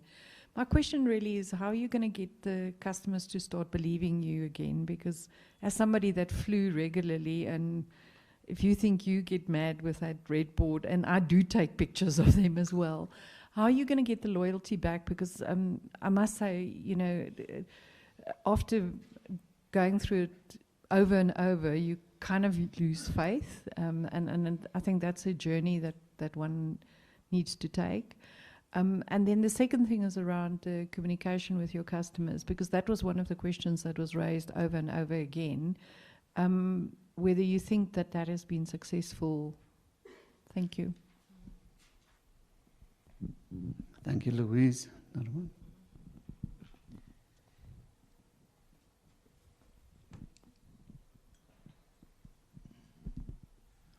Thank you. My name is Ivan Peñane. I'm an non-executive director at AXA. I've got one question and a comment. My question is short. What is the status now regarding the ungrounding of the MAX? There were articles running over the weekend and we're all concerned. My comment, I think it's slide 2 or 3, that complex slide. Yeah, 1, 2, 3. Yes. So nostalgic. I last saw it 15 years ago in your presentations. Thank you. Exact same slide, everything. And I've used it quite a few times. Thank you. Right, I think we will conclude there, otherwise we're going to run badly out Yeah. of time. Thank you. I don't quite know how beneficiation works in aviation, but what I can certainly say is that apart from our airline product, we obviously have a product where we put together hotels, cars, and all of that. So I suppose that's the closest we come to beneficiation. On IT systems, there are lots of different IT systems. There is a company called Nacelle that looks after aviation systems, and I can certainly put you into contact with them. And if you need to speak to anyone at Comair, just let me know. I can get that going. Yeah, I'm going to go to the last question first. Yes, 15 years. It's about 15 years ago. Yeah, it is about 15 years ago. And it's been quite a long time. It is nice to see it again, yeah. Ungrounding of the MAX. We've had, in fact, we met with Boeing yesterday. Boeing, in some ways, have gone underground, and we've also had quite a difficult experience with them. So we actually don't know when the aircraft is going to fly again. But what we do know is that the test flight will happen during the first week of August. They've already done about 325 test flights, so that should be happening towards the end of August. And what is going to be different about it this time is that all of the aeronautical authorities, so you've got the FAA, EASA, the Chinese authority, the Ethiopian authority, all of those, they're intending to lift the grounding, all of them on the same day, so all of them have to decide. What I gathered was that EASA had a whole lot more questions that they were asking, which Boeing have had to provide them. So I do believe that it should be a matter. We've certainly budgeted for the aircraft to fly again in December. And we've got, I don't know if you're aware, but we've got an order of 8 MAX aircraft on order. One is in the country. It's on the ground, a very expensive asset to have on the ground. Because, of course, we own it. And then the second aircraft is on the ground in Seattle. I refused to take delivery of the second one after the airline had been grounded, because if you take delivery, you pay interest and God knows what else on it. And the third one's currently being manufactured. So as soon as the ungrounding is lifted internationally and by RCAA, then, of course, the MAX will be ready to fly again. I think that's probably going to be one of our biggest challenges, is going to be to get our passengers back onto the aircraft. Now, I'm going to use the opportunity. Did you say it was being recorded somewhere?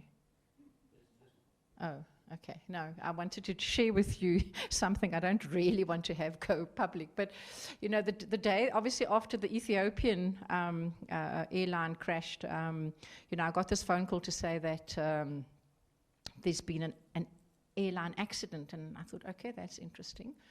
And then I got another call saying, well, it's the MAX 8. And then I realized there was going to be trouble.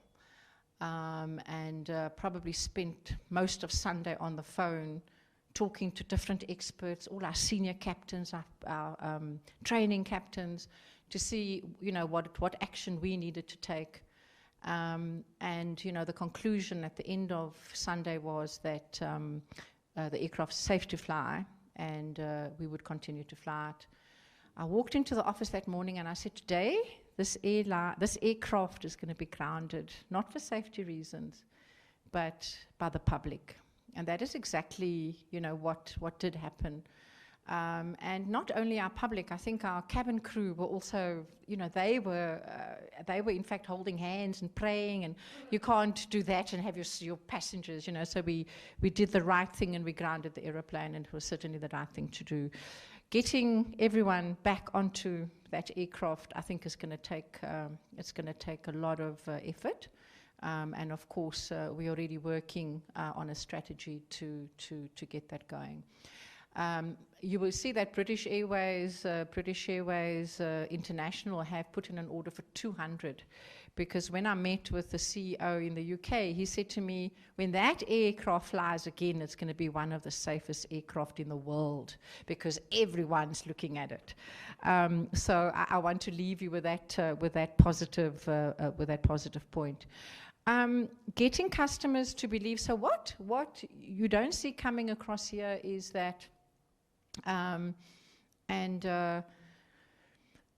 So the on-time performance, you know, it really was damaging to our brand, and I think especially I sit on the flights from time to time, and then I hear somebody saying, they're pushing back on time, at least they're on time. But, you know, so there was almost like an acceptance that, you know, and we had a lot of corporates who their staff, if they got quotes for tickets, and the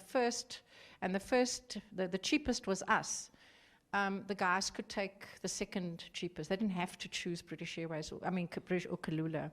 So it really did impact. We also had a lot of our executive club members fly. It was also my biggest frustration. I am comfortable, so I monitor most of the activity going on. I went to AXA. I went and saw one of my colleagues at AXA, and he said to me when I started, he said, let me give you a tip, Ronel. And I said, what is that tip? He said, Alma Conradi knows exactly what's going on in his operation, and you need to know exactly what's going on in your operation. And I can tell you, I took that, and it was probably the best piece of advice that I could have received.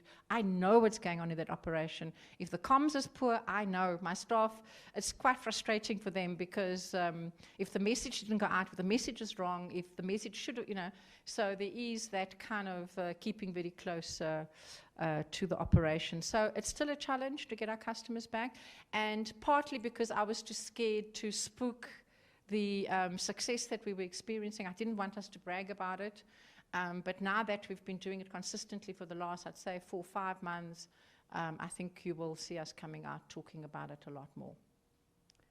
So, thank you very much.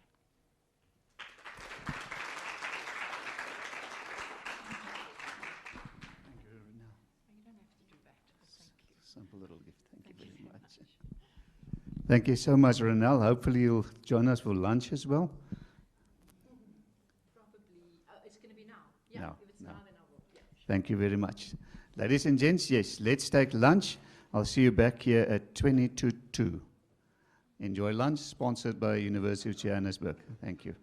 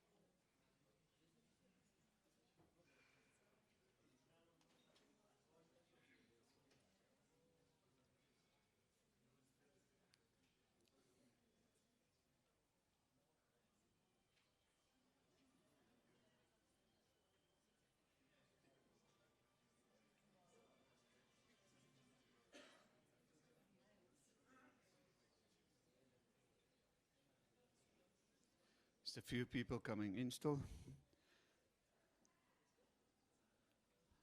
All right, we're live. Ladies and gents, welcome back for the afternoon session. 3 very interesting presentations related to air cargo. And our first presenter this afternoon is Dr. Andries Botha, Senior Manager, Business Integration and Product Administration at Toyota South Africa. He's going to talk to us about air cargo case study, OEM perspective. Thank you very much, Andries. Let's give him a hand.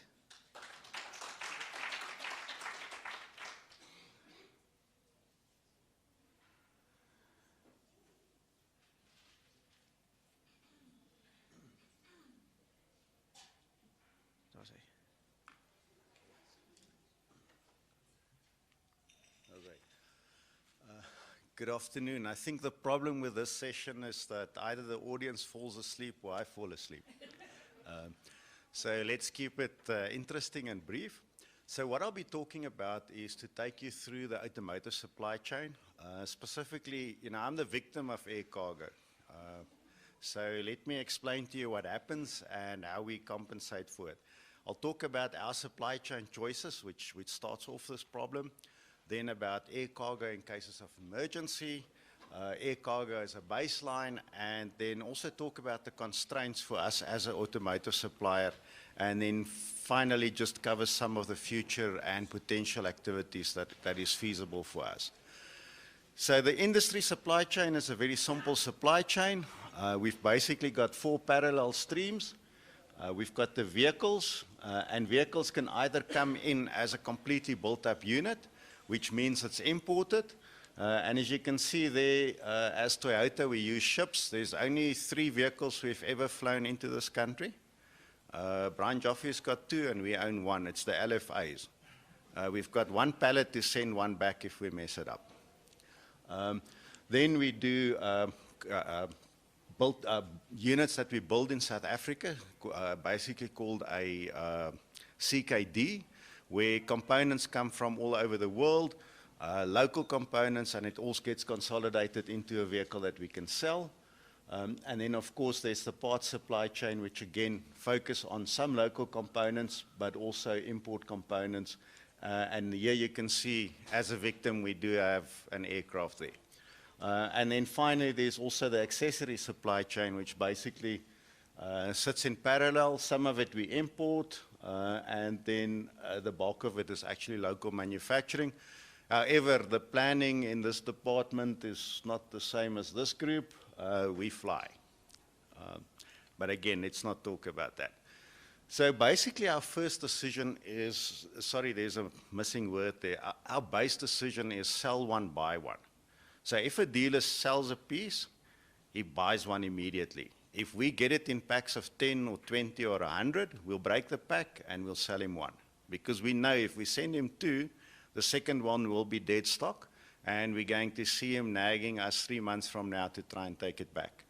It is better, and this is where it brings us back to the ideal order quantity.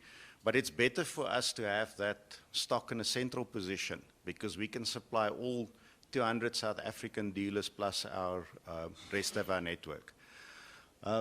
Next decision we make is we try and minimize stock. So let me just talk about that. Stock is the easiest thing to keep. You just put a roof over the whole of Boksburg and we can bring every part that we sell in South Africa into that warehouse. At the moment, we are basically at about 85 to 90% of our storage capacity, and we occupying 62,000 square meters of warehouse space, plus 1 or 2 unmentionable spaces where we have to rent additional space for difficult to handle parts as well. Next step is we try and put the stock at a point where it's going to be most efficient for distribution. There's different models in the industry. So for example, Mercedes-Benz do a consignment-based approach, so all their stock goes to the dealers. So their storage is very simple. It's a break bulk, and they send it off to the dealers. In our case, we prefer to keep it where we can centrally distribute it to dealers, and then dealers don't have to try and create transport routes between them. our base logistics when it comes to imports is all sea freight. So whether it's coming from Europe, from the US, Japan, or Thailand, which is the 4 hubs that basically serve us, we use sea freight. Reason for that is very simple. It's cost effective. It is quite reliable. Ship dates vary by maybe 2 days plus, maybe 2 days minus, which is within the promised lead time that we work on is sufficient. However, we've also got this problem of stocking and non-stocking parts. Let me just try and explain that. In our parts catalog, we've got probably in excess of 750,000 unique items you can order. That excludes the microfiche things that's never been captured on the system. We cannot stock each and every one of those parts. We will seriously have to roof over the whole of Boksburg to put those suckers away. So what we do is we actively stock about 123,000 parts, which means we touched those in the last month. In our main facility, we've got 170,000 unique bin locations that we can find a part in. So we have to make that decision to say what's stocking, what's non-stocking. And then we also have to take into account what's emergency and what is low demand. Okay, so for us, erratic demand says we touched it once in 6 months. Low demand says we've touched it in the last month. An emergency says your vehicle is broken down in Cape Town after, on your way to your holiday, and you need the part tonight, today, not tomorrow. So basically what we do is we apply air cargo to a large extent for our emergencies. So if there's a vehicle off-road for us basically says there's a vehicle that cannot drive because there's some components, and especially safety critical components. Dealers, of course, believe that if you don't have the emblem, that Toyota emblem, the vehicle will not move. When we ask them to only order VORs because there's a problem in the warehouse due to industrial action, they will order emblems. I know, I've picked them, plenty. And basically here, when it comes to air cargo, we've got 3 problems there. It's the size and volume. So if I need to ship a Land Cruiser bonnet to Namibia, it's not going to go by air. Weight, so engines we won't ship by air. And then, of course, there's regulations. In theory, airbags and safety belts are very safe. In practice, they all contain a detonator and some explosive material or active material.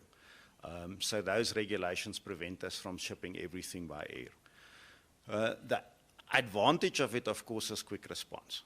So basically, if it's an international part, so if we have to source it from Japan or from Thailand, we can get it to you within 7 to 14 days. We normally promise 14 days because there's this little problem of it has to go through customs, and sometimes it gets stuck there, and then the days tick by. And then, of course, within South Africa, it means 3 to 4 hours rather than getting onto the next truck and getting delivered tomorrow morning. Just to put it in perspective, we deliver to each and every one of our dealers on a daily basis. However, if the part misses the truck and it needs to go down to Cape Town, we'll put it on an aircraft, fly it down, and make you... No. Let's talk about that. If it's on time. So one of the things that we have made agreements with, for example, the rental car companies. If a rental car is stuck without parts for more than a specific number of days, we actually pay them the rent for that vehicle per day. So as long as it's off wheels, we pay for that, which is quite an important thing for us to then make sure that we achieve these lead times and get the parts to the client in time. So when it comes to our baseline activity, yes, there are abnormal conditions. So I don't know if you all remembered a few years ago, we had the tsunami in Fukushima.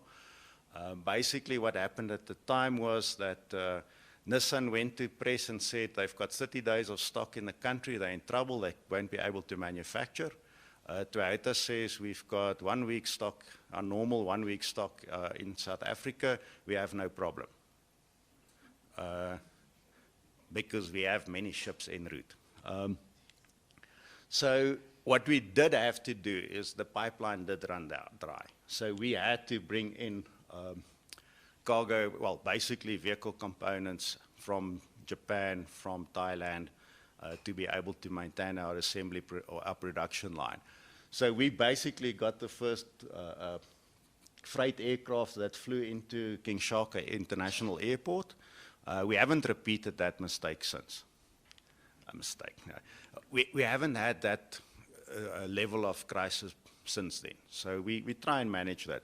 Normal conditions, you find that apparently there's a insurance requirement that says if your vehicle is valued at more than $1 million, you have to fly it. So anybody who's recently bought a Ferrari? Okay. Corollas, well, Land Cruisers even don't qualify. So we'll bring them in by ship. That's our preferred. So for baselines, very difficult. If we look at the constraints for air cargo, it is very, very expensive. We pay for 10%. Our target is to fly in no more than 10% of our turnover. And basically the cost for the sea freight and the air freight is about the same. So it is very, very expensive. The way we handle that cost, so for example, if you're the client whose car's broken down, you now say, please get the part, we need to fly the part in, and maybe even have to fly it down to your destination. All of that cost we absorb ourselves. So we do not let the client pay for that, because that is part of the decisions that we made. We said that that part is going to be non-stocking. And it also ties in with the way that we price. Of course, everybody knows the parts and accessories aftermarket is very expensive. You understand why. So it's very simple. As a supplier, I'm making 300 petrol tanks per day that are going into the Hiluxes that's coming off the line. So if P&A comes and says, guys, you need to make us some parts, guess what the demand for petrol tanks is in the aftermarket? Maybe 1 a month, and if it's something that's in many accidents, maybe 4 a month. That's for the whole country plus our export destinations. During the normal production, it's quite easy. The supplier can just run that extra tank. There's no additional cost, it's just the cost of material. When you now come 2-3 years after the end of production and we go and say, please make us 1 petrol tank. You have to go find the tool, you've got to maintain the tool, you've got to do the changeover. So by the time you're finished, it gets very expensive. So our margins are under real pressure, and if we now also start adding this air freight cost to it, it becomes very difficult to be profitable. As I said, basically this is what happens to our inventory. This item is at the moment the one thing that is, it used to affect Africa, it's beginning to affect South Africa as well, where the aircraft handling people do not treat our parts with respect. We've just had a case in this week where we imported 4 windscreens for the new RAV. It's the first time we require them. All 4 of them were damaged before they got to the warehouse. Now, we own up if we smash them. I mean, we do that sometimes. There was one LFA bonnet, for example. But let's not talk about that. But these things get damaged in transit. December last year, we got 25 kilograms of hazelnuts in one of our air cargo boxes. Okay, we don't know who sent it to us. The police thought it might have been used to smuggle drugs, and they moved the drugs and put 25 kilos of something back in there, and it turned out to be hazelnuts. And that's some of the risks that we run with air cargo, and where it becomes a big problem for us. I've seen photographs for what happens in some of the African countries. The freight gets thrown off the plane. It lies in the rain and in the sun until eventually it gets to customs for processing. We've been fortunate that it's relatively limited, but sometimes when it's these things like, as I say, windscreens, you don't normally would fly it in. You would normally bring it by sea cargo, but it's an emergency. We need to bring these in. So I spoke about the African. And then, of course, if you make a promise and then you bump us, okay, no more fun, eh? We made a promise to a client. Like the on-time delivery, we make an on-time delivery promise every day to every dealer when he orders a part. And then, of course, there's the carbon footprint. I'm not going to talk to you about our environmental objectives, but by 2050, we want to be carbon neutral as a company. So we need to find a way to get rid of the immense carbon footprint that our logistics is giving us. So if we look at the future and the potential, of course, emergency response will be there. However, that can only work if it's reliable. Baseline, unless the costs come in line, it is not going to be a feasible solution for us. Yes, we have parts that are light, we have parts that could be quite easily flown in, but unless it is cheaper than bringing it in by sea freight, because I need a packet of O-rings. It's light, it weighs nothing, it takes up virtually no space, but I'm going to throw it in a big box and bring it over in sea freight, and we'll see it in 23, 26 days, but that is fine. But because of the cost implications of that. I sell them to you for 10 cents each. I can't afford to be paying 10 times the cost to get it here. Of course, I've spoken about the carbon footprint, and unfortunately, my conclusion after looking at everything that air freight can do for us, it's unlikely to become a base for the vehicle parts transport, unless somebody comes up with a way, way, way more clever plan than we've currently got. Somebody wants to ask a question, but I can defer that till later.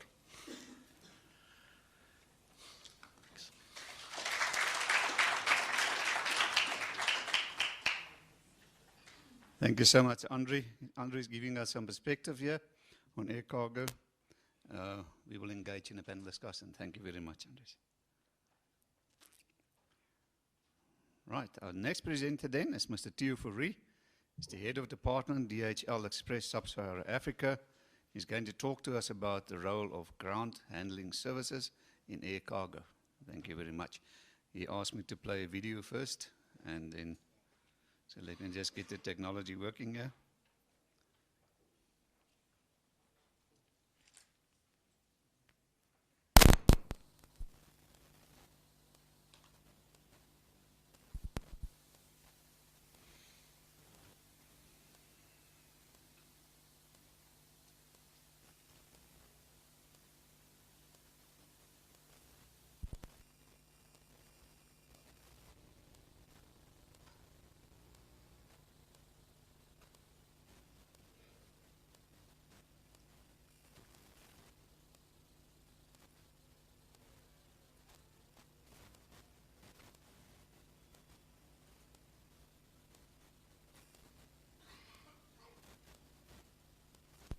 Of delivery, but there's one quality it places even higher.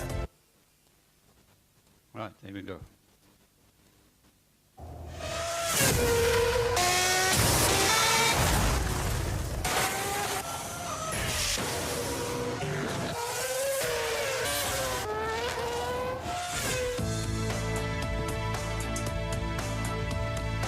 DHL Express is renowned the world over for speed of delivery, but there's one quality it places even higher, and that's security.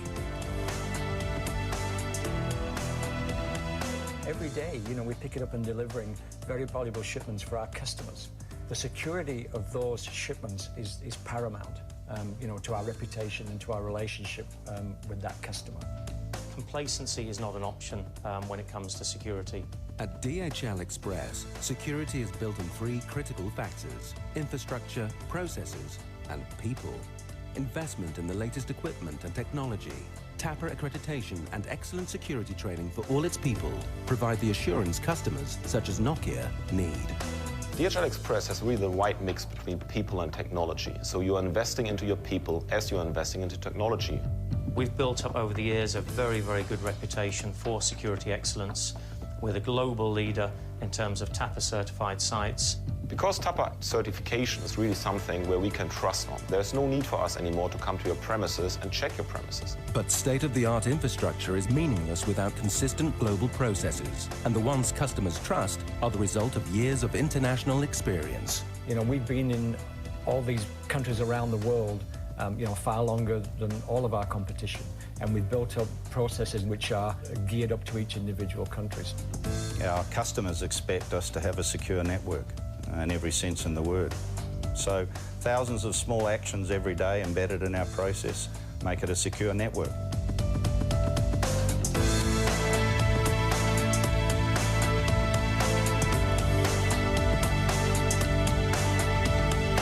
Incumbent upon each and every one of the DHL employees out there in the field to ensure they follow the policies and the procedures each and every day. But probably the most important contributor to the security of DHL Express is down to a very human factor. It's people.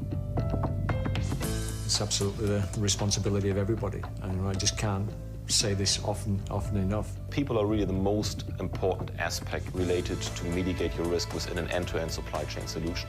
Prevention rather than cure should be our mantra, so it's absolutely important that we remain vigilant and on our guard at all times. In fact, DHL Express takes security awareness so seriously, every one of its people undertakes certified international specialist training. An international specialist needs to understand that security is critically important within our business. You know, people can make the difference, and people will make the difference. Train your people. It comes back to being an international specialist.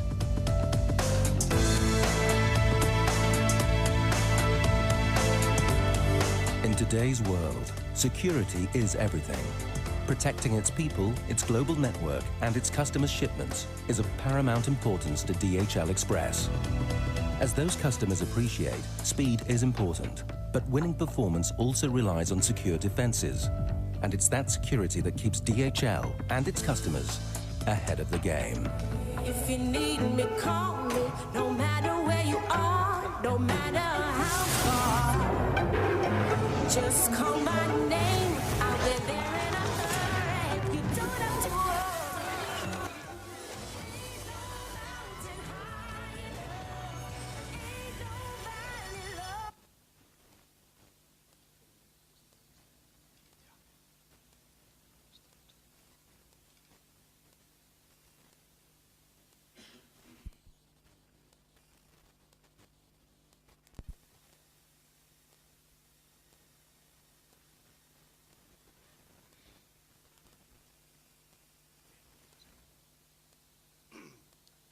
Thank you, Mr. Allen. I think I couldn't say it better. I think that will help you. Firstly, I'm a Free State boy. That's why I don't wear any ties. We actually came to the city to wear shoes and ties, grow our hair. It didn't work to the level of the tie yet. The role of aviation and the ground handling services role in that. All the previous speakers mentioned that. You know, there's a lot of things that's happening in the industry. Everyone talks so much about the aviation industry and what is happening with all the stuff that's going in the back end. Nina said it earlier when we started. Aviation is not pilots and hosties. It's much more. Aviation is much more than just that what you see on TV. The guys that you see working at the airport towards an aircraft, wearing a nice uniform, a pilot's badge on the left hand, and all the nice hosties with their bags. It's all nice to us, but it's not what's really happening in the air cargo industry. Just some background. I'm not going to elaborate too much on that. I think much was said about it before. Everything that's important in the aviation industry, your protection of your aircraft. I'll elaborate a little bit on each one of those points, just to put down what's more the nuts and bolts of it. Like I said, the CEO from Commerce said it, manage your service level partners. Those guys that are providing the service, your fuel handlers, your pushback guys, your guys that's towing the aircraft to the parking bays, the guys that's handling your shipments, our shipments, the shipments for the Toyotas. Those guys are the really important stuff, because the moment that pilot's getting behind that, in that cockpit behind the sticks, he's just putting it first gear and go to the next station. You know, everything else happened before that. At that stage, it's all done and dusted. Okay, I'll touch a little bit on the onboard security. What is required there to make sure that whatever you receive is intact. We talk about shipment security and shipment integrity. If you send a mobile phone to us, you don't want to receive a lot of, what do you call it, walnuts. You receive walnuts. Yeah, hazelnuts. That's the sort of thing that we as the airline industry should pay attention to, but our ground handlers is so much important on that. So they need to provide us with the correct equipment, the correct shipments, all of that to make sure that whatever we provide or promise towards our client is delivered intact and correct. I'll talk a little about explosives. Again, that's an emotional subject. Everyone knows when an aircraft exploded or an aircraft crashes, it's emotional. It's all over the news. Everyone talks about it. She mentioned it about the MAX 800 aircraft. It's grounded for some months now of 2 incidents. After 2 incidents, it's grounded for months. The difference between DGs, everyone in the industry understands DG and prohibited commodities. Okay. Just quickly, again on the background, the differences between aircraft incidents is, twofold. In some cases, like we see now recently in South Africa, with all this xenophobic violence, a lot of these criminals utilize something like what's happening now of the xenophobic attacks as the smokescreen. They steal. There's a lot of thefts in it. Same happened in Brussels. It's an aviation industry, but it was a diamond heist.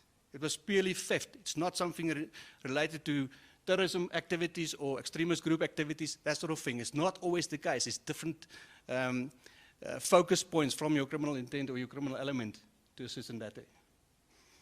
How can the ground handlers assist in that? One of those things, and AXA is driving that from a central perspective, they provide a weekly or a monthly forum whereby all the companies working in that specific environment is then attending and share information. Something that we really see is so important is that everyone builds his own little heap of intelligence and keeping to myself and not sharing. Although we all face a similar enemy, it's someone else. The common thread that we have there must be shared, and that's something that we have to work hard towards, and that's where the forums and the activities like today is so important, to share those ideas and what's happening, information sharing.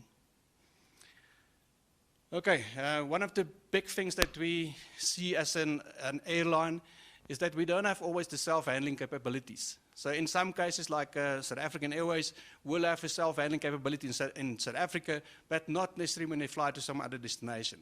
In those cases, we need to ensure that our relationship with our ground handlers is such a way that there is certain things that will work into our ethos, or us as the airline owners, into our SOPs, our ability, our process of working towards that, to make sure that they provide that same service. If we promise a customer that we will keep his shipment safe, but we park our aircraft way back in a point far away from our facility, that makes it a little bit more difficult for us to control. And then we neglect our duties towards our customer to make sure that the aircraft is more protected when it's closer. Okay. Things that we think should be happening with all airlines is that whenever you have a process there, make sure that you've got dedicated personnel attending that aircraft operation. So it's normally like a turnaround coordinator, whatever you want to call it, to make sure that whatever you are doing and your ground handlers is doing around that aircraft is continuously supervised by your coordinators and your security personnel. Onboard security is one of the things as well, and the commercial airline industry is so much important because the guys is vetted every bloody pilot, every cabin crew member, every personnel member on that. In the cargo airline industry, it's a little bit less because there's so much less personnel in it. But it doesn't mean the focus point is less in that case. So still as focused as before, something like happened in New York a few years back can happen to a cargo aircraft as well. So that's why it's so important to make sure that your focus points regards that, your personnel security remains focused and sharp, that the information is correctly presented. Luckily in the airline with the air cargo, something like that is not such a big deal. The pilot makes his own coffee. So when we see in our industry, my captain says, I want coffee, I said, well, you can do it yourself. We're just sitting in the back. But in the cargo, in the commercial airline industry, there's some girl with a nice uniform that will give him his coffee. Okay. This is something that I just mentioned in there. Remember, although there is cargo airlines, it does not mean it's free of passengers. I think you mentioned earlier, some woman decided to travel to New York by boat. The same thing happened there. So it's a cargo boat, but there is cabins in there. Luckily in the cargo airlines, some of the bigger aircraft like your 767s have a nice big sofa in the back. So you can sit there and relax. It's even a bit more comfortable than your commercial airlines. Yeah, cargo plane. Okay, one of the most important things that we've seen as an airline that we rely on heavily is our ability to screen the cargo. The shipments is so important. You know, we've seen a differentiation between, obviously, from explosives, and that is the ICAO drive. So they drive towards that thing, and that's the most important thing for them. They don't really care about something else so much as they would care about explosives. For them, it's that biggest thing. If there's anything that can explode, you know, that massive impact when it's hitting the newspapers, an aircraft was grounded or went down for some sort of reason. So that's why we rely on government agencies as well to prevent and to see. So in more cases, they are providing. It does not mean it happens all over the world. So whenever you as airline flying into a specific location, it is so much important to understand what is the regulated authorities in that location is doing. Are they as regulated as some of the other stations? In South Africa, I think we are fairly spoiled by a civil aviation authority that is quite regulated. They are involved, although they are not always the fastest, but it's because they are so thorough. They are doing their things correctly without fail on that. Okay, something that's also important is your screening and intervention. A focus point for some airlines may be to be more automated, you know, to procure equipment that is more automatic and will be identifying your shipments of alert status much more easier than the operator itself. In some locations, your regulated training for the operators of the X-ray machine equipment, for example, is not as good as, again, your countries like the European Union, South Africa, your green countries, your whitelist countries. So in those cases, your responsibility as airline towards your ground handler, again, is to that level where even if it's an inferior level that they screen and provide a support, is to the level that you as airline operator wants it to be. One of the things that we mentioned in the earlier is obviously their focus, or your ground handler focus, is less on stuff like dangerous goods. In some commercial airlines, lithium batteries is a no-go. But if you fly it in a laptop bag, which is the same battery, that's acceptable. So under those conditions, whereby at least someone can then react to a battery that starts burning when it's in the cabin, it cannot happen when it's below deck. And even on a full cargo aircraft, there's no way that that pilot, even if he's finished me, will squeeze through that little points on the side to get to that burning point. That location may be in the back of the aircraft, and there's no way. So there's only one way for that thing to happen, and that aircraft will go closest route down. Okay. In some airlines as well, there's a massive focus towards much better technology. I'm not sure who else knows about the EDS and CTX equipment these days. It works like a CAT scan. It is very expensive. Obviously, it's not something. But the speed at an EDS machine versus a normal 6 to 7 DV machine is so much faster that you can probably do, with a entry-level EDS, you can do about 2,500 shipments an hour, which is massive. You know, on a normal 6 to 7, and AXA can maybe confirm that 120 to 200 shipments an hour is fast. It's very good. Now you do 10 times that much with proper equipment, and it makes your process so much faster. Okay. The other thing that we also monitor fairly regular with all our customers, all our ground handler support agents, is the audits, inspection, and tests. And what does it comply? So it means that we are, according to the regulated agents in the country, we perform those audits and inspections on a regular basis. We make sure that our ground handlers comply to the rules that the local civil aviation authority installed. That's important, because otherwise we're going to miss stuff. And remember, again, in some countries, and I'm not going to mention names, it's not as important. You know, you fly in there, you damage your tires because the runway surface is not as good. You find antelope on the runway, you hit a little antelope. If there's an antelope on the runway, a human person can be there as well.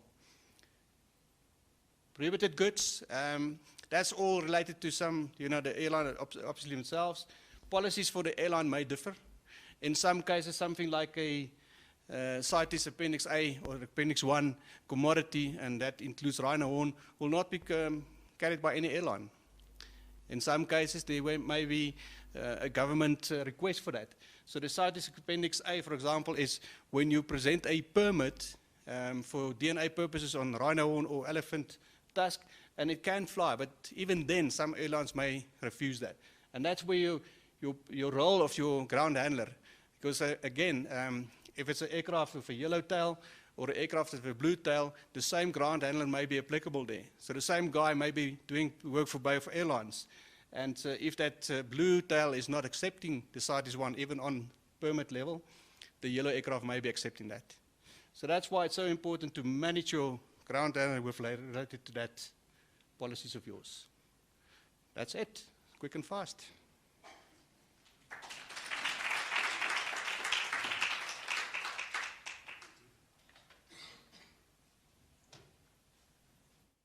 Thank you very much, Stu. That was really interesting. Actually, I've learned a lot through this one, and hopefully you're also available for the panel discussion. Ladies and gents, our next presenter then is, and our last presenter is Mr. David King. He's the project manager for Cape Town Air Access Initiative from Westgrow.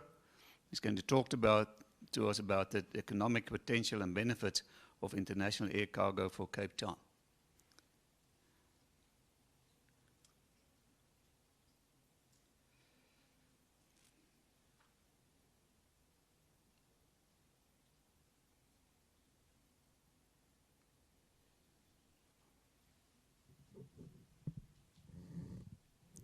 Thank you, Harry. Good afternoon, ladies and gentlemen.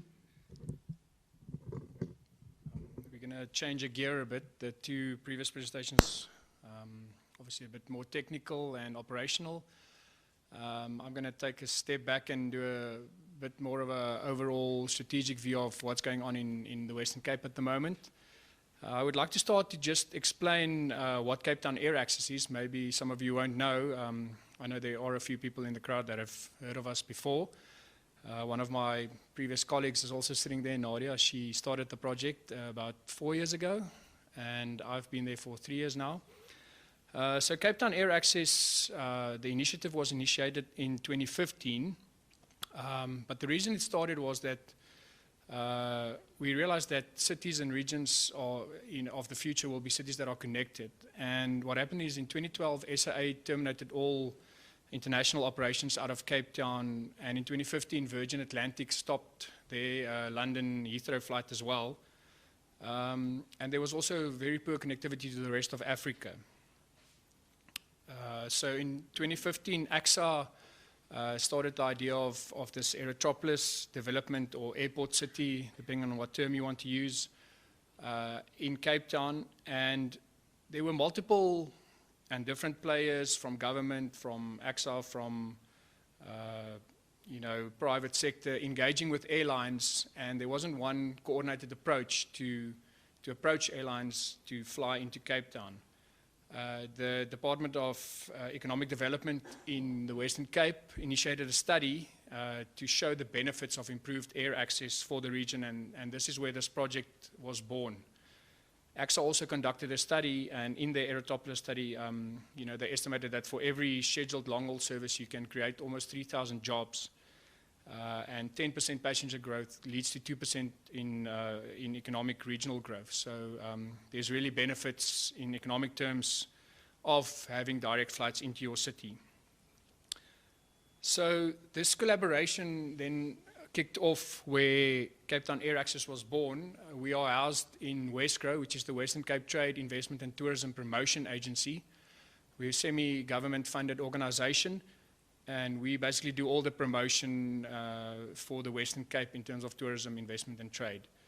Our unit is specifically called Cape Town Air Access, and we are funded by the Western Cape government, by the City of Cape Town Tourism, the Airports Company, and then last year South African Tourism also came on board. So we, on all three levels of government, we are represented, and we've got the single goal of getting more direct flights into Cape Town. And everyone works together, although outside there might be problems between certain entities. When we come together, this is our focus and this is what we concentrate on. What also happened is, obviously, government funding is not infinite.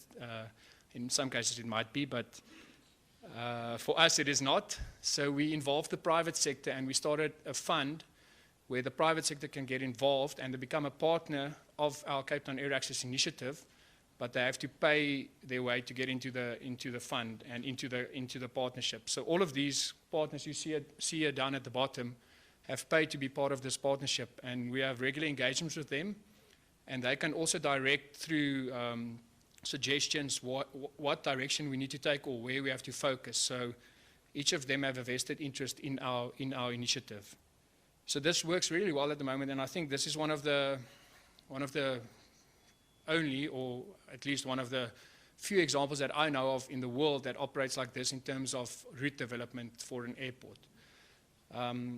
AXA has now also got their business development unit that does this as well, and we work together with them for Cape Town specifically, but they handle all the other airports that are AXA owned.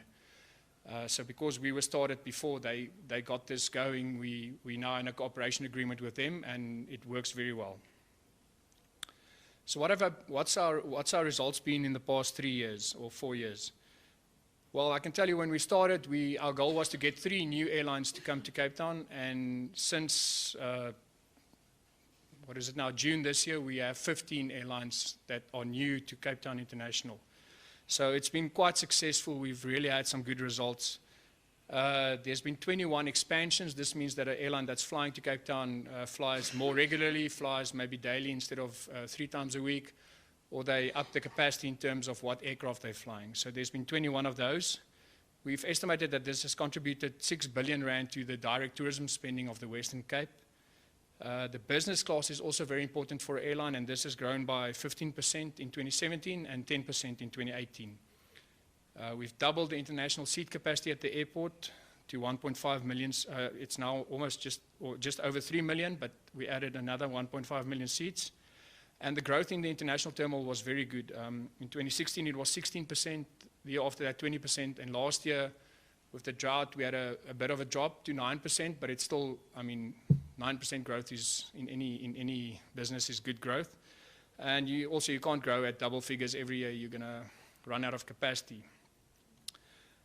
What we've seen with that is now that the international cargo has also picked up in the belly freight of all the planes landing, and in 2017 it was a 52% growth in belly freight cargo for Cape Town International.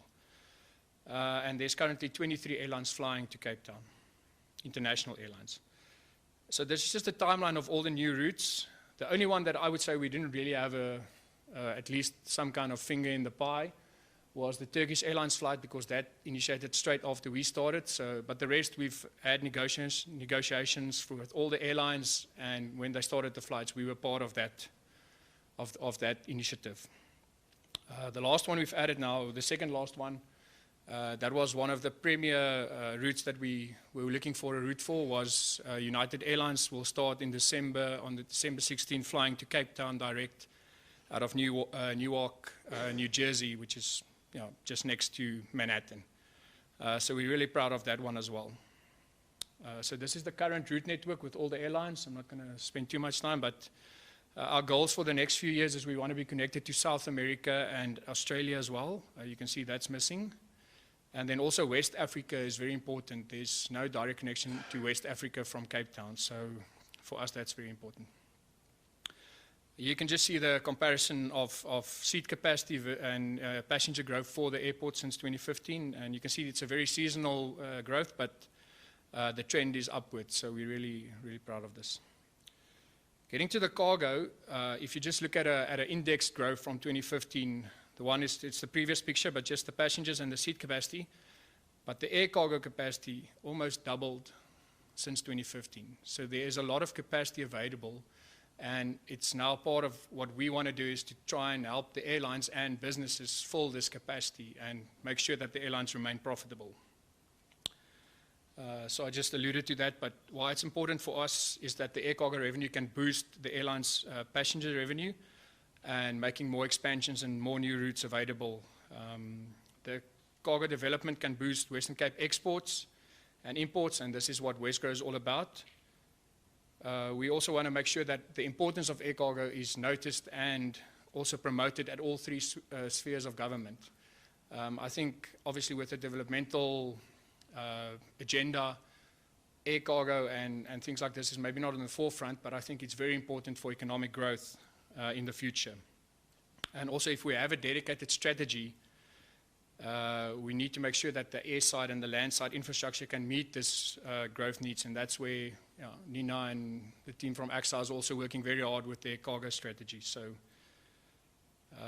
why the Western Cape is a good fit for this, and why Cape Town is a good fit for this, and the airport is obviously the location, because it's right in the center of the city, or just outside the CBD. There is space for expansion. There's suitable industries in the Western Cape that has a lot of air cargo potential. There's a lot of expanding international air connectivity, as I just mentioned. Some of the weaknesses we have is that there's not a very big base of air cargo data available, and the sources, aren't that many. The current air cargo infrastructure at the airport is also constrained, but with the new expansion they're going into, this can also be addressed. And the land transport infrastructure around Cape Town and around the airport is also inadequate, and there needs to be a lot of integrated planning together with the airport to solve this as well. The opportunities there's obviously the greening of air cargo that's becoming a big thing, and the green movement even with passenger air transport and offsetting your carbon emissions.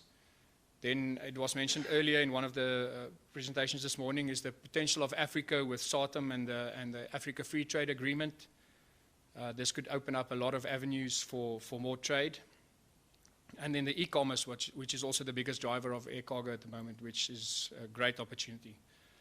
Then cargo safety and security was mentioned. That's a big challenge. And then obviously the national policy and direction, if that doesn't align with what we're trying to do, then this won't work. So we need to make sure that government is aligned, or we are aligned with government policy and direction.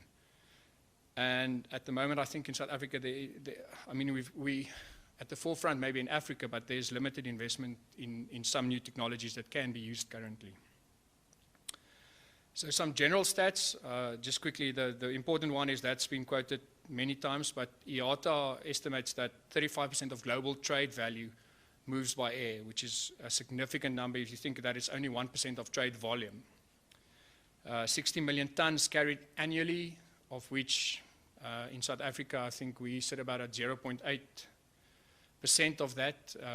I think it's about 500,000 tons.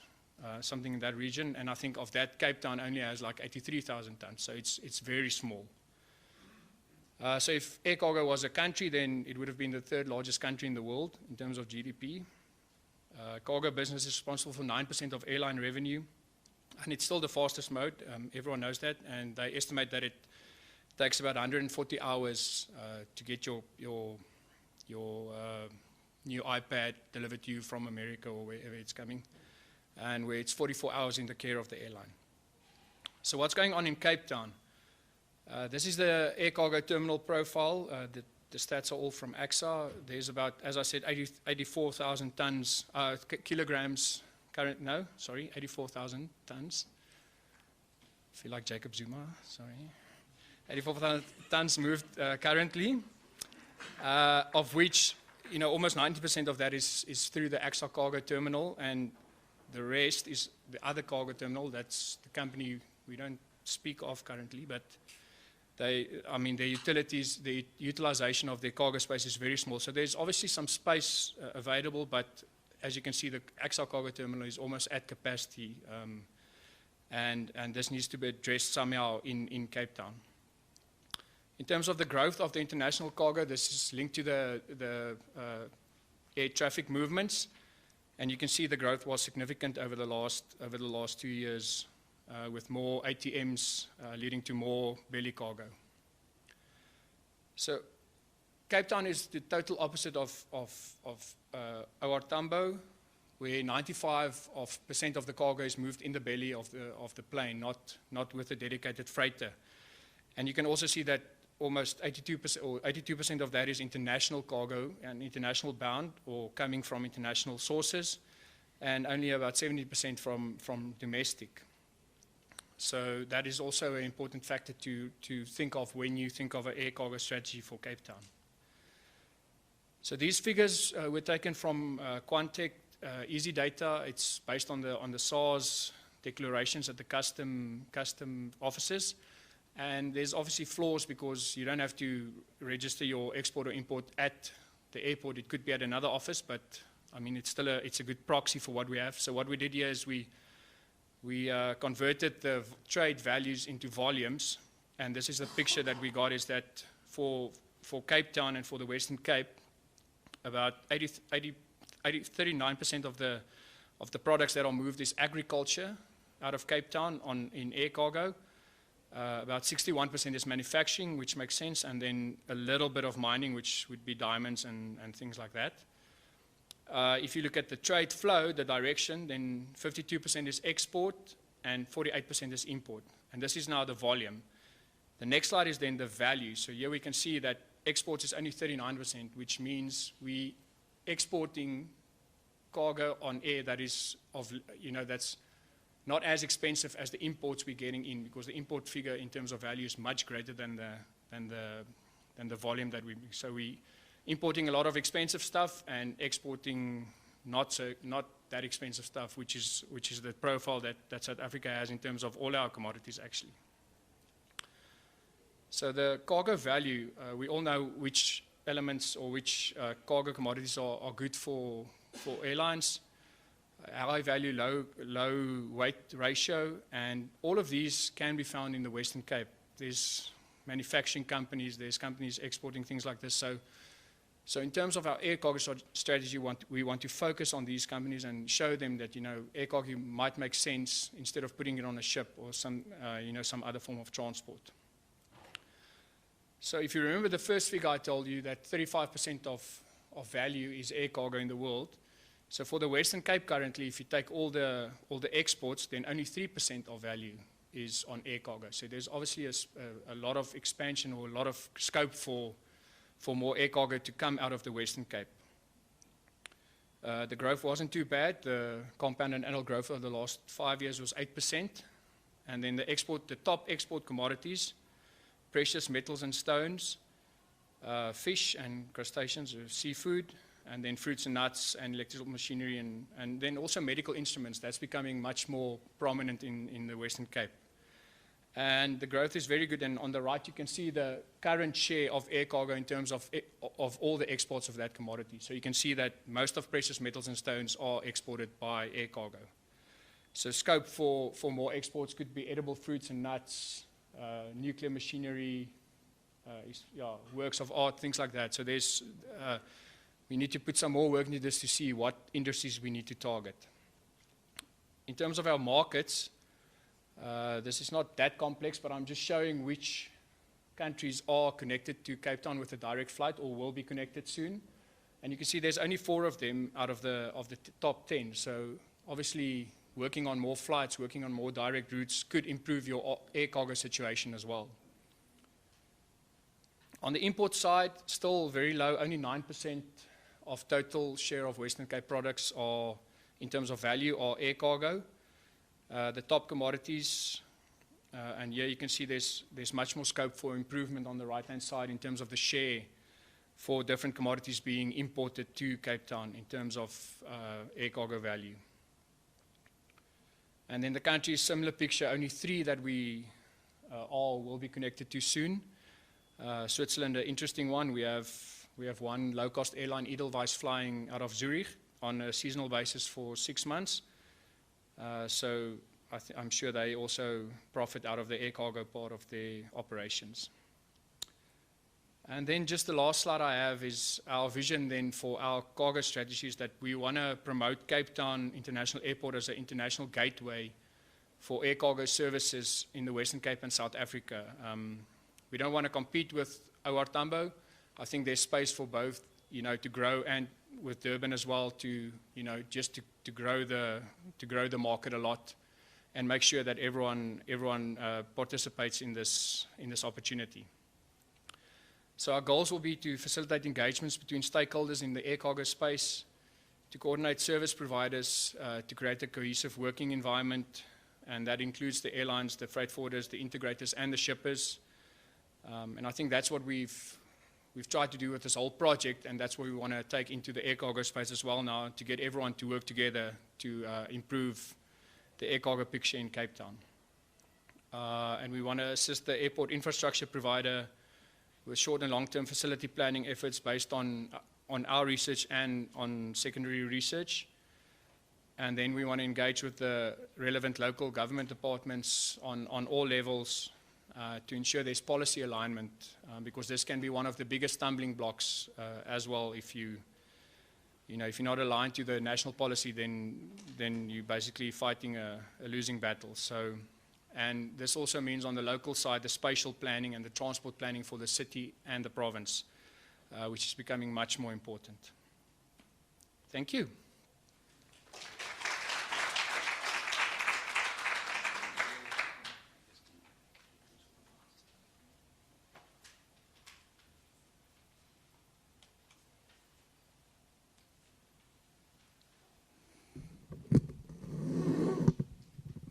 Thank you so much, David. Ladies and gents, it's now exciting time. We're going to have our panel discussion, and it's your opportunity now to ask questions. So can we please have our panelists at the front, our presenters?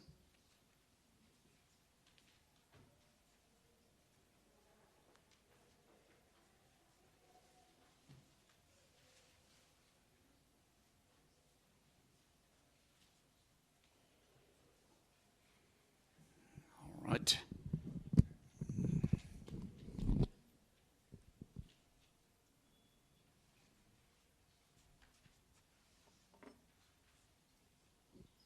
Test 1, 2. Test 1, 2.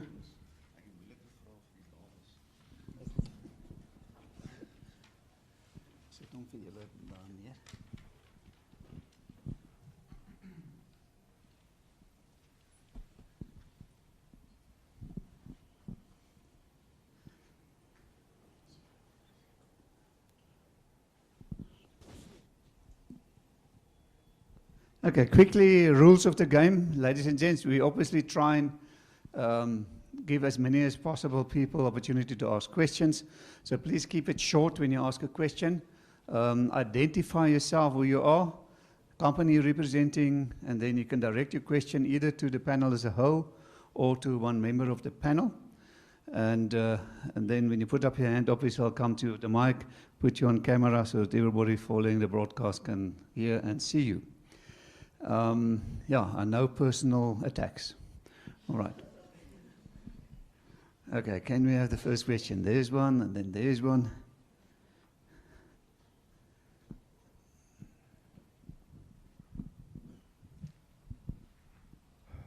Thank you.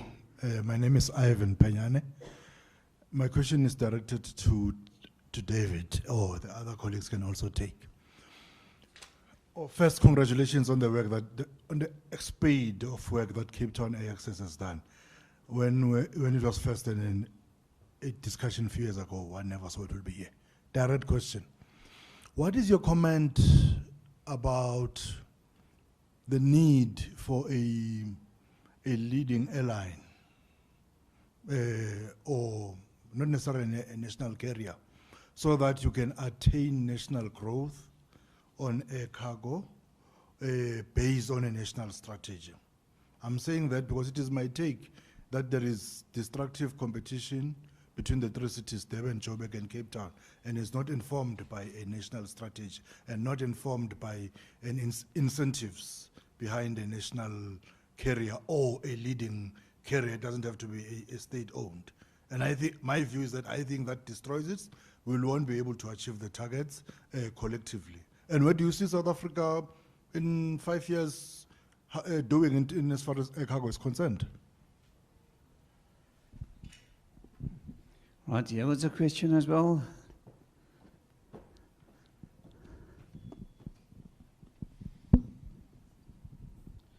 Thank you. My name is Mpoma Rumola from the Northwest Department of Community Safety and Transport Management. My question is directed at the gentleman from Toyota. I would like to get his insights on how he thinks the International Maritime Organization's 2020 strategy will affect the country's cost logistics in terms of reducing sulfur on oil, on fuel oil, which is used for ships from 3.50% to 0.50%. Thank you. The panel can respond.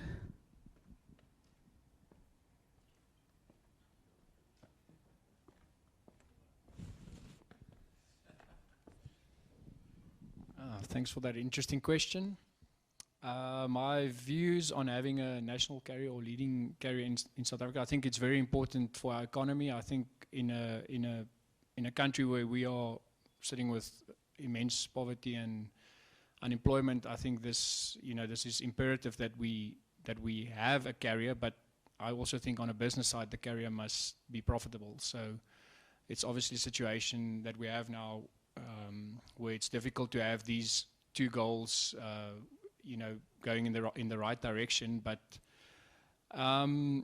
what I found is what happened is when SAA started reducing capacity on their Joburg Cape Town route because of their rationalization program, there were other airlines that took advantage of that, and the free market system worked in that way because Fly South is now actually the biggest airline between Joburg and Cape Town.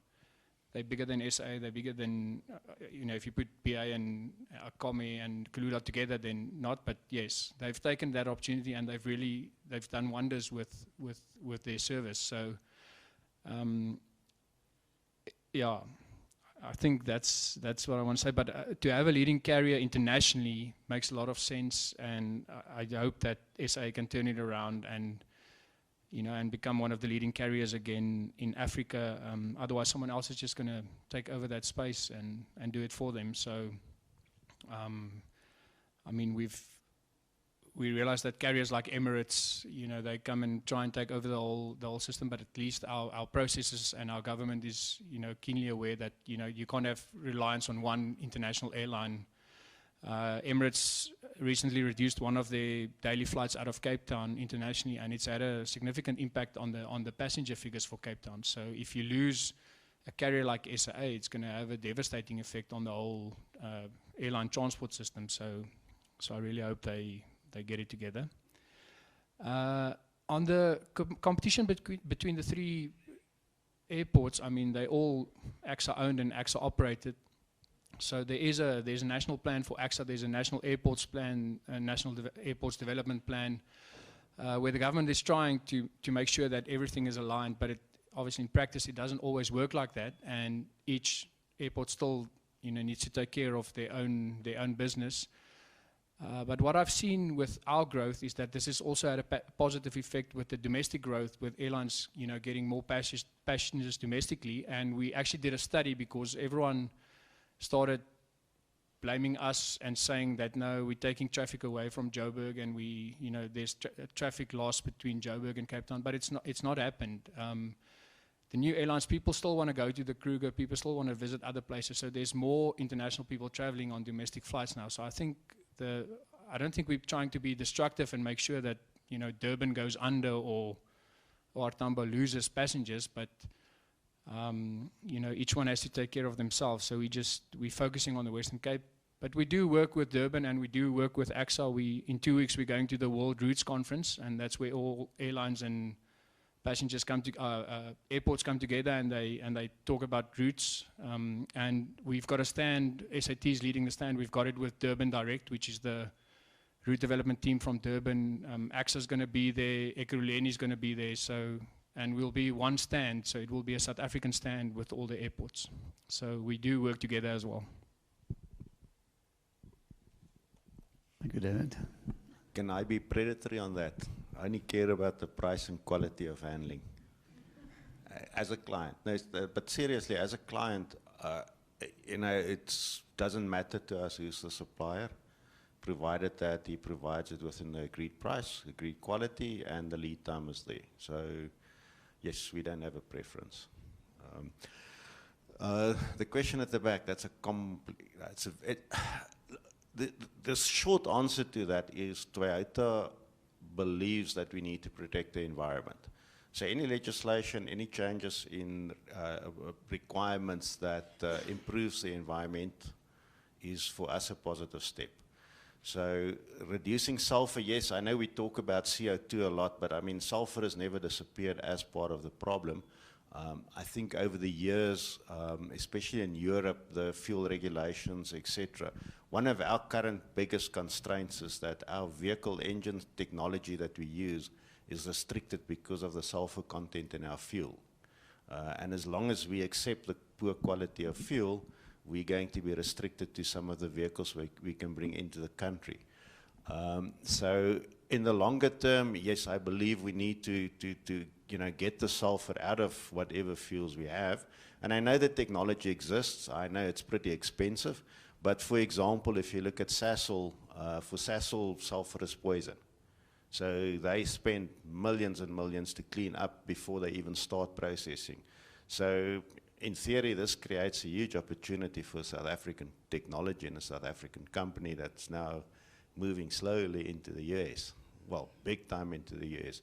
So, yes, I think the guys who are really going to struggle is the countries who provide the bunker oil, because they just use all the waste that they've got, they basically turn into bunker oil. It's simple as that. So all the pollutants and stuff you just dump in there because marine doesn't care. If marine cares, they're going to have to sharpen up on what they do with removing sulfur. Hope it answers your question. Thank you, Andries. All right, there's a question. Let's take a question here.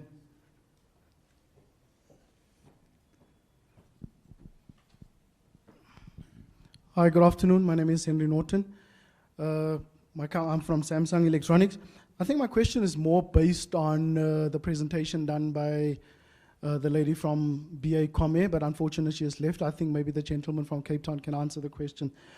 Why is it so expensive to fly into Africa than Europe?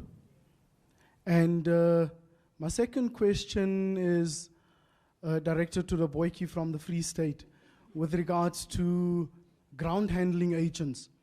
I think we might probably be aware that this year alone there has been a few robberies at ORT, in particular Swissport. Now, my question is what mitigation factors does the ground handling agents actually put in place to secure cargo firstly, to secure the safety of the cargo, and to secure the safety of their own staff? Thank you.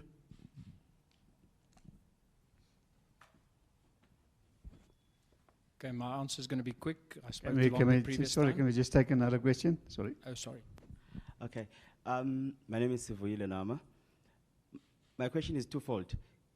As DHL, do you see it as looking into the future viable for South Africa to have a private sector-led airline, because you guys are strictly on cargo? Do you think the country can survive having a private sector-led entity as yours, or do you think it is important to also have SAA to continue? And if I then juxtapose the question, but obviously it has to do with power, with the problems we have at Eskom. For the country going forward, what would you think is the best thing for South Africa to do? Because we're trying to have a mixed economy, but at some stage, I think we are having clashes given what is happening now with the truck drivers, where they're literally bailing the country. And what do you think is a way forward for the country? Thank you. Thank you. The panel can respond. Okay, quick answer.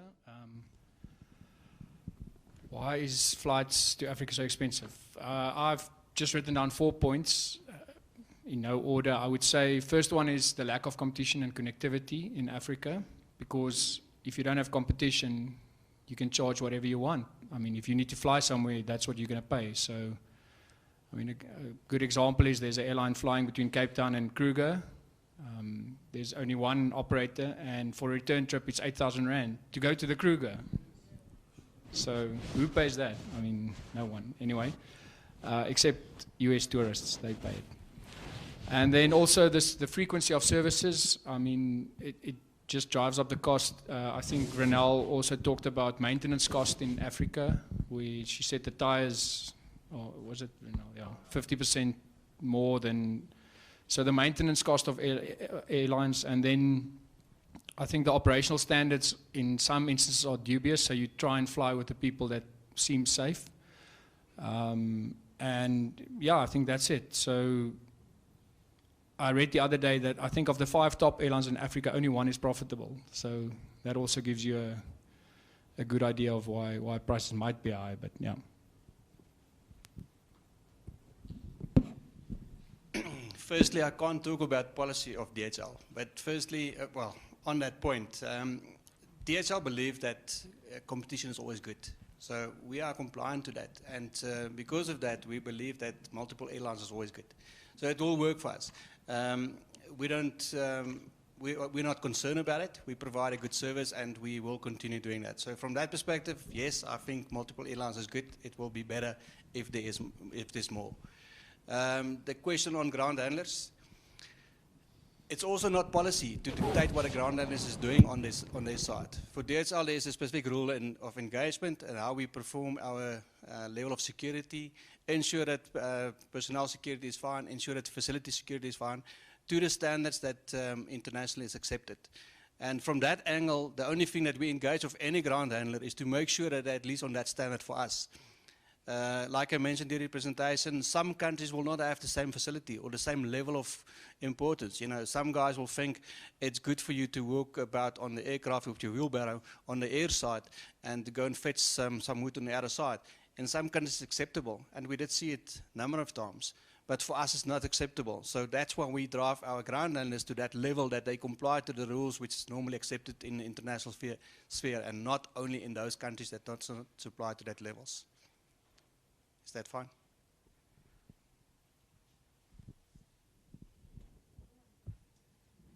Let's take our last round of questions. I've got one here, and one there, and one there. So let's take these 3. Sorry, can you then take offline with the presenters? We're seriously running out of time. Thank you. My name is Maleka from WFS. Just to answer the gentleman from Samsung with regards to the recent robberies, you will notice if you've ever been at the airport strip, all the ground handling agents have gates there, but we are not free from intrusions, which AXA has to play their part in that regard as well. So we've got gates, but if there's intrusions, there's nothing we can do in that regard. To go to the gentleman, Toyota, you had a few challenges on your presentation, which was cargo being bumped and the damages.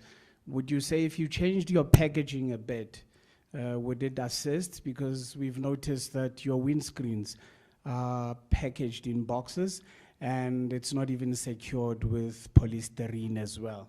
If you can take the Toyota Chuso concept, they crate all their shipments before shipping it. So probably if you go that concept, it might help as well. And the gentleman from DHL, the self-handling, do you think that the speedy service that you receive from Bedair with the shipments that you get your courier is not fast enough?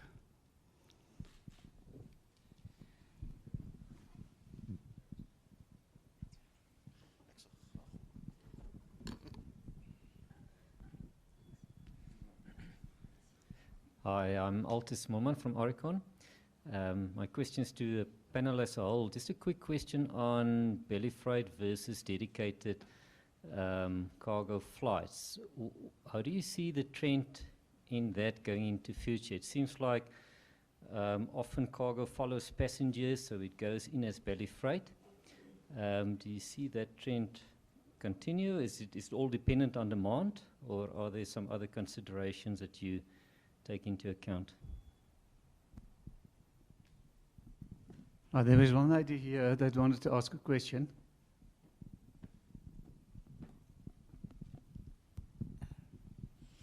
Good day, everyone. I'm Zanele Ngobo. I think my question is a bit out of context, but let me just take this opportunity to ask it. For students who are at TVET colleges, are there any employment opportunities for them, or what? Can someone just give me an answer about that? Thank you. That was also a relevant question. The panel can respond. Okay, let me start with packaging glass. That same packaging that we use for our sea freight. So those glasses come here, they come undamaged, and we can ship it on a truck in the same cardboard box. It gets to Namibia, the top of Namibia, with no damage. The reason why our friends at Tushu crate is not because of damage. The theft is just astronomical. So if you don't crate, cardboard doesn't stop people pushing hands through. Just to give you an example, we carry vehicles, Land Cruiser bakkie versions for the UN, United Nations. When we send it into Africa, we strip it. We take every knob off, we take everything that can be taken off. We put it in a steel box, we belt that to the back of that bakkie, and if it gets stolen, then we just replace the whole set. So the problem with that, so the packaging is sufficient. It is designed to be sufficient. The problem is that the handling is not sufficient. And seriously, we load those like it is with a forklift into a container. Well, it gets stuffed into a container wherever the source. From there, it gets brought here. We take it out, we inspect, 100% fine, and we actually reuse. I mean, one of our objectives is to reuse the packaging. So even if we decant from that box, we will reuse that box within South Africa and the BLNS countries to send it out. Africa, yeah, you have to crate. The boxes don't last.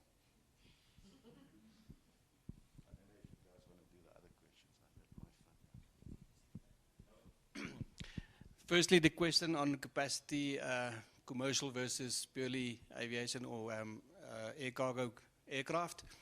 There will always be space for cargo in commercial airlines, passenger carrying aircraft. There will always be capacity there, and once that capacity has been available, it will always be utilized. So I don't see ever that there will be a pure cargo airline operating only. So it's all about the capacity there. This, your question about speedy delivery, the video is called Speed of Yellow. If we all provide to that level, that's fine, and that's the minimum standard that we strive for. So being in an express industry, that is what the clients expect. The client wants his shipment. If you promise tomorrow, he wants it tomorrow. There has always been some sort of issues. Customs does play a role, like you mentioned earlier. Unfortunately, in those circumstances, we can't drive them. We can request and beg on our knees to get it faster through, but that's what it is. And it's not only the one ground handler, it's every ground handler that faces the same principle. I think you know it very well. The last question was on employment. Yes, ma'am, there's always a space for employment. All your bigger companies will drive that process of your graduation programs, whereby individuals will be recruited from certain universities to come and work for a year and experience. There's not only the experience portion of that, but it's a graduation program that we follow. And during that year, the employment opportunity and the improvement opportunity for those individuals is massive. They get experience to a company that is conducive for training. And like Mr. Allen said in the video, it's all about the people. CIS in our case is the driving force to all our employment. So every year, and we will teach you to death. But you will be taught, and that is the driving force in there. So I can just add to that. Our program is available. You can apply on the Toyota website. It's a 2-year program, and if you're lucky enough to hit the warehouse, you will be trained. Well, actually, we run a formal training program for all the graduate trainees that starts in January. It runs until, I think, until end of April before we as operation first see them.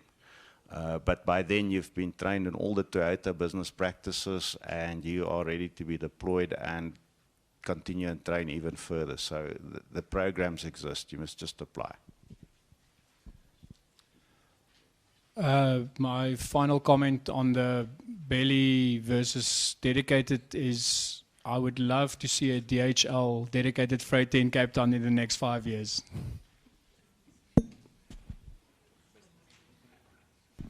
Thank you, Seval. Ladies and gentlemen, sorry, I forgot about the feedback form, so please just fill them in. I appreciate that. Let's ask our panelists for some closing comments. Maybe if we can start here with you. Some closing comments, please. I think one of the things I've mentioned in the interview, in the presentation, is that forums like this is so important to share those ideas.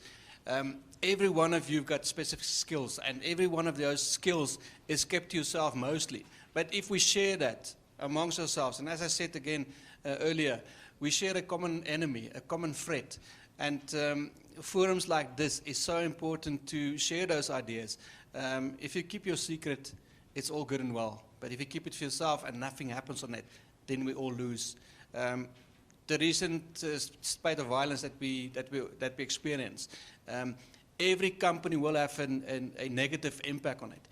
I had to close 2 offices down yesterday just because of the violence that was so close to our premises. But everyone else has the same or similar experience or impact negatively.